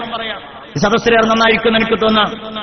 ഇമാം അഹ്മദ് റളിയല്ലാഹു തആല അൻഹു വീട്ടിലേക്ക് വന്ന് വൈകുന്നേരത്ത് ഭാര്യ പറഞ്ഞു, നാളെ റൊട്ടി ചുടാൻ മാവ് പുളിപ്പിക്കാനുള്ള ഈസ്റ്റും ഇല്ല. നാളെ ചുടുന്ന അപ്പത്തിന് ഇത്തിരി പരിപരിപ്പുണ്ടാകും, വലിയ പദം ഉണ്ടാവില്ല. ഇമാം അഹ്മദ് തങ്ങൾ പറഞ്ഞു, കുഴപ്പമില്ല, ആയിക്കോട്ടെ, കുറച്ച് പദം കമ്മിയാവുന്നല്ലേ ഉള്ളൂ, പ്രശ്നമില്ല. പിറ്റേ ദിവസം നേരം കൊടുത്തു. പക്ഷേ പതിവ് പോലെ ആ പരപരിപ്പൊന്നുമില്ല, നല്ല പദമുള്ള റൊട്ടിയാണ് ഇമാം അഹ്മദ് തങ്ങളുടെ മുമ്പിലേക്ക് കൊണ്ടുവച്ച് കൊടുത്തത്. ഇമാം അഹ്മദ് തങ്ങൾ ചോദിച്ചു, അല്ല എവിടുന്ന് കിട്ടി? ഞങ്ങൾ പറഞ്ഞത് ഈസ്തുമില്ല, പുളിപ്പിക്കൂല, മാവ് പതക്കൂല, റൊട്ടി പദം ഉണ്ടാവില്ല എന്നൊക്കെ. നല്ല പദം കാണുന്നുണ്ടല്ലോ, എന്തേ സംഭവിച്ചത്? മഹദി പറഞ്ഞു, നമ്മുടെ മകൻ സ്വാലിഹ് നമ്മുടെ വീടിന്റെ അരികത്തുണ്ടല്ലോ, അവന്റെ വീട്ടിൽ നിന്ന് കൊണ്ടുവന്നതാ കുറച്ച് ഈസ്റ്റ് കടം വാങ്ങിയിട്ടുണ്ട്, മകന്റെ അടുത്ത് നിന്ന് മേടിച്ചതാ, അതിട്ടുകൊണ്ട് ഈ മാവ് പുളിപ്പിച്ചു, അങ്ങനെ പതിച്ചു വന്ന ഈ റൊട്ടിയാണ് ഞങ്ങൾ തിന്നുന്നത്. ഇമാം അഹ്മദ് തങ്ങൾ പറഞ്ഞു, എന്നാ പിന്നെ എനിക്ക് ആ റൊട്ടി വേണ്ട. എന്തേ കാരണം? ഇസ്ബഹാന്റെ ഗവർണറായി തന്നെ മകൻ സ്വാലിഹ് അല്പകാലം സേവനം ചെയ്തിട്ടുണ്ട്. ആ സമയത്ത് അവന്റെ ഭക്ഷണത്തിലും അവന്റെ സമ്പത്തിലും എന്തെങ്കിലും ശുഭ കലരാൻ സാധ്യതയുണ്ട്. അത് മനസ്സിലാക്കിയ ഇമാം അഹ്മദ് തങ്ങൾ പറഞ്ഞു, എനിക്ക് ആ റൊട്ടി വേണ്ട, ബുദ്ധിമുട്ടൊന്നുമില്ല. ഇമാം അഹ്മദ് തങ്ങൾ തിന്നാത്ത റൊട്ടി ഞങ്ങളുടെ ഭാര്യയും തിന്നില്ല, ആ കുടുംബവും തിന്നില്ല. ആ അപ്പ അവിടെ ബാക്കിയായി. പിറ്റേ ദിവസം നേരം വെളുത്തു. ആ റൊട്ടി അവിടെ തന്നെ കിടക്കുക. ആ സമയത്ത് ഭാര്യ വന്നിട്ട് ചോദിച്ചു, അല്ല ഇന്നലെ നമ്മൾ ചുട്ട അപ്പ അവിടെ കിടക്കുന്നുണ്ട്, റൊട്ടി ഞാൻ തിന്നിട്ടില്ല, ഞങ്ങളും തിന്നിട്ടില്ല, വീട്ടുകാരും തിന്നിട്ടില്ല, ആരെങ്കിലും കണ്ണുപൊട്ടന്മാരോ യാചകന്മാരോ വരികയാണെങ്കിൽ ഞാൻ കൊടുത്തോട്ടെ. ഇമാം അഹമ്മദ് തങ്ങൾ പറഞ്ഞു കൊടുക്കണേന് കുഴപ്പമില്ല, കൊടുക്കുമ്പോൾ ഒരു കാര്യം ശ്രദ്ധിക്കണം, സാലിഹിന്റെ ഈസ്റ്റൂട്ട് പൊളിപ്പിച്ച മാവ് കൊണ്ട് ഉണ്ടാക്കിയതിനാൽ ഇമാം അഹമ്മദ് തിന്നാത്ത റൊട്ടിയാണെന്ന് പറഞ്ഞിട്ടേ കൊടുക്കാവൂ. ഇമാം അഹമ്മദ് തിന്നാത്ത റൊട്ടിയാണെന്ന് പറഞ്ഞിട്ട് കൊടുക്കാവൂ. യാചകന്മാരും പലരും വീട്ടിൽ വന്നു, ഇതെങ്ങനെ കൊടുക്ക? ഇത് കൊടുക്കുമ്പോ പറയും ഇമാം അഹമ്മദ് തിന്നാത്ത റൊട്ടിയുണ്ട് ഇവിടെ. മഹാപ്പൻ ഇനി അഖാഫുള്ള പഠിച്ചവനെ പേടി എന്നാട്ട് പോകാൻ തുടങ്ങി. 40 ദിവസം ആ റൊട്ടിയുമായി ആ മഹദിക്ക് വീട്ടിൽ കാത്തിരുന്നു അത്രേ. ഒരു കുട്ടി വാങ്ങിയില്ല.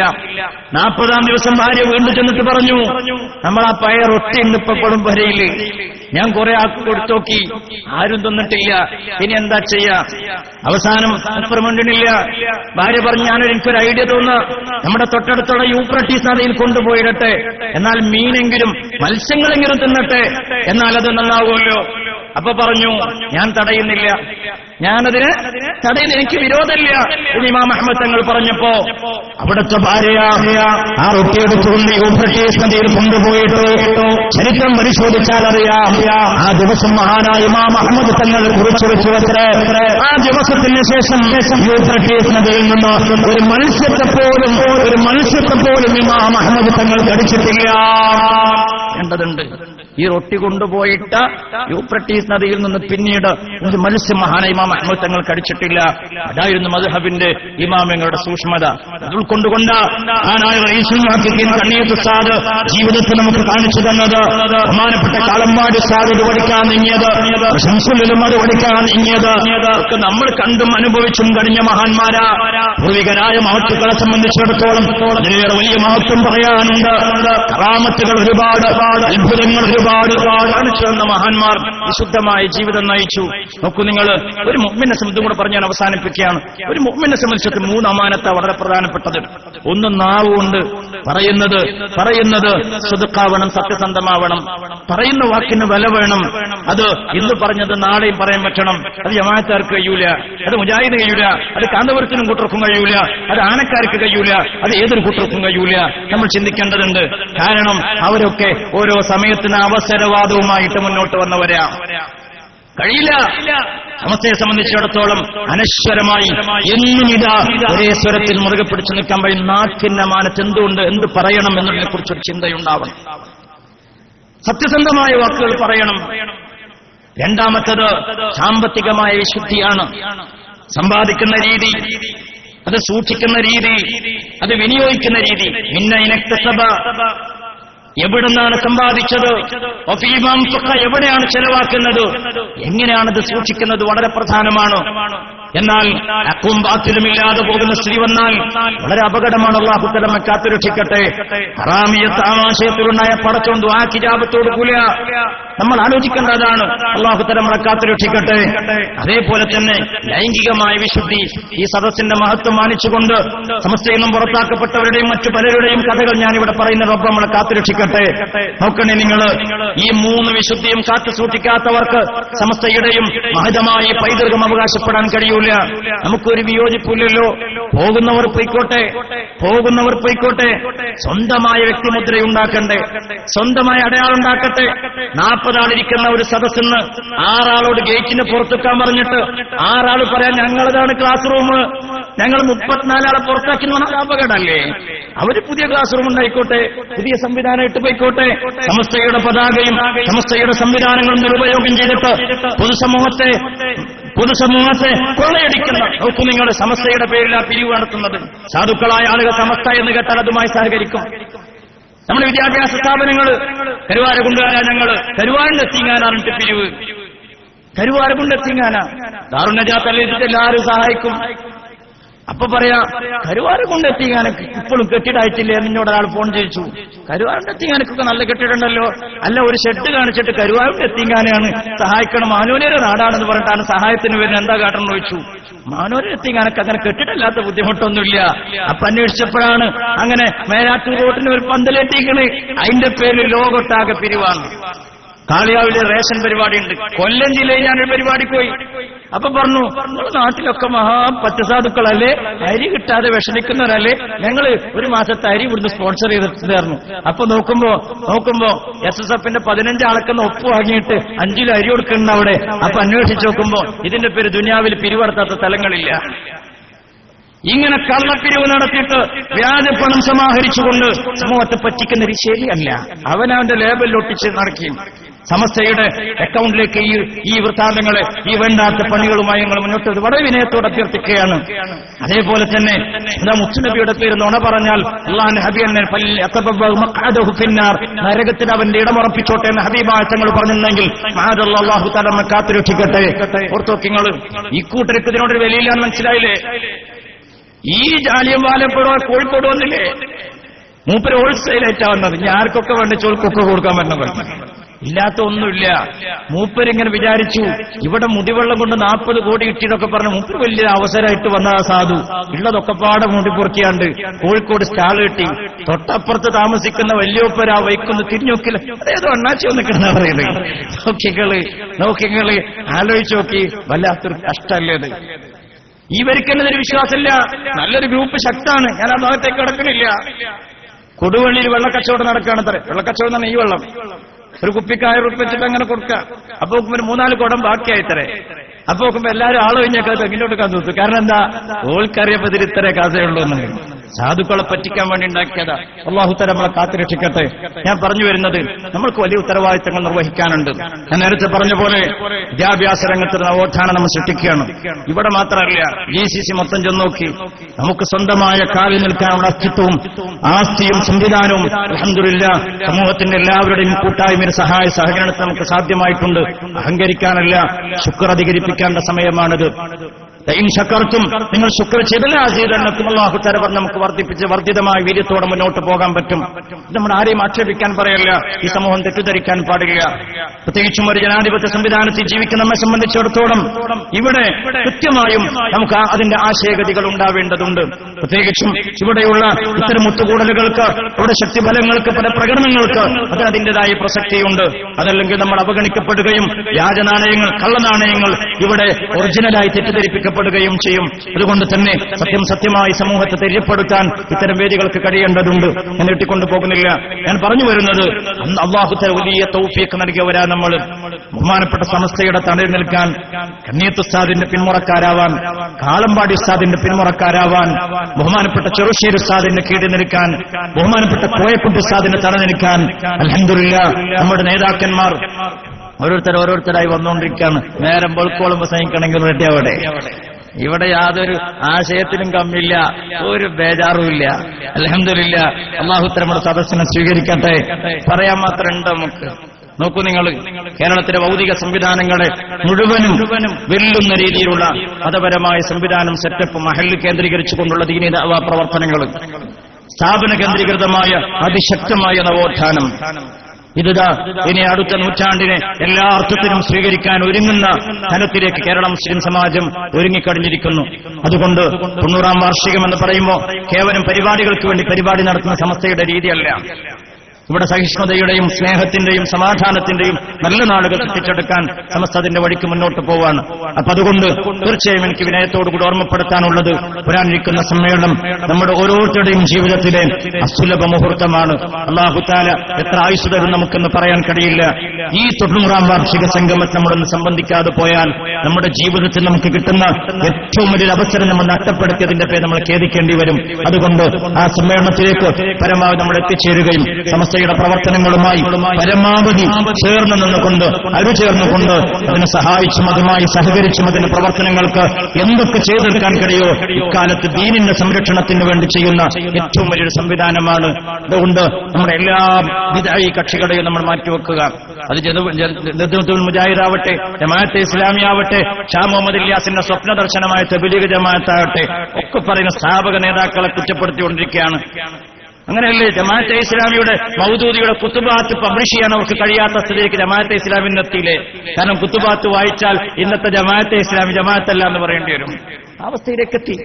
അതേപോലെ തന്നെ ഷാ മുഹമ്മദ് ഇല്യാസിന്റെ കൃതികൾ പറഞ്ഞ തെബിലീഗുകാരൻ മാളത്തിലൊളിക്കും. തെബിലീഗുകാരൻ പറയുന്നത് അതൊന്നും ഞങ്ങൾക്ക് ബാധകമല്ല എന്ന, സ്ഥാപക നേതാക്കളെ കാഴ്ചപ്പാടുകൾ നമുക്ക് ബാധകമല്ല എന്ന. അങ്ങനെ നമ്മൾ ആണും പെണ്ണും കെട്ട രീതിയിൽ ജീവിക്കരുത്. അന്തസ്സോടെ നിൽക്കാൻ പറ്റണം. ഒരു ആദർശത്തിന്റെ പിന്നിൽ നിലനിൽക്കാൻ പറ്റണം. സുന്നത്ത് ജമാഅത്തിന്റെ തണൽ നിൽക്കുമ്പോൾ നമ്മൾ ഒരു ഭാഗത്ത് അങ്ങോട്ട്, ഒരു ഭാഗത്ത് ഇങ്ങോട്ട്, സക്കാത്താണെങ്കിൽ മറ്റേ കോലത്തില്, അതല്ലെങ്കിൽ നോമ്പാണെങ്കിൽ ഇപ്പുറത്തെ കൂട്ടര കോലത്തില്, നിസ്കാരാണെങ്കിൽ മറ്റേ കോലത്തില്, അത് നമുക്ക് അപകടം ഉണ്ടാക്കും. സക്കാത്ത് ഇസ്ലാമികമായ അല്ലാഹു സ്വീകരിക്കുന്ന രീതിയിലാവണം, നിസ്കാരം പടച്ചം സ്വീകരിക്കുന്ന രീതിയിലാവണം, നോമ്പ് പടച്ചം സ്വീകരിക്കുന്ന രീതിയിലാവണം, ഹജ്ജ് പടച്ചം സ്വീകരിക്കുന്ന രീതിയിലാവണം. അങ്ങനെ എല്ലാം അല്ലാഹു പൊരുത്തപ്പെടുന്ന രീതിയിലായിത്തീരണം. അതിനുവേണ്ടി ശ്രമകരമായ പ്രവർത്തനം നാം നടത്തണം. അല്ലാഹു തആല തൗഫീഖ് ചെയ്യട്ടെ. ബഹുമാനപ്പെട്ട അബ്ദുൽ ഹമീദ് ഫൈസി അമ്പലക്കട അടങ്ങുന്ന ഒരുപാട് പണ്ഡിതന്മാർ വേദിയിൽ എത്തിക്കഴിഞ്ഞതിനാൽ എന്റെ വാക്കുകൾ അവസാനിപ്പിക്കുന്നു. നന്ദി. വാഖിറു ദഅ്വാനാ അൽഹംദുലില്ലാഹി. അസ്സലാമു അലൈക്കും.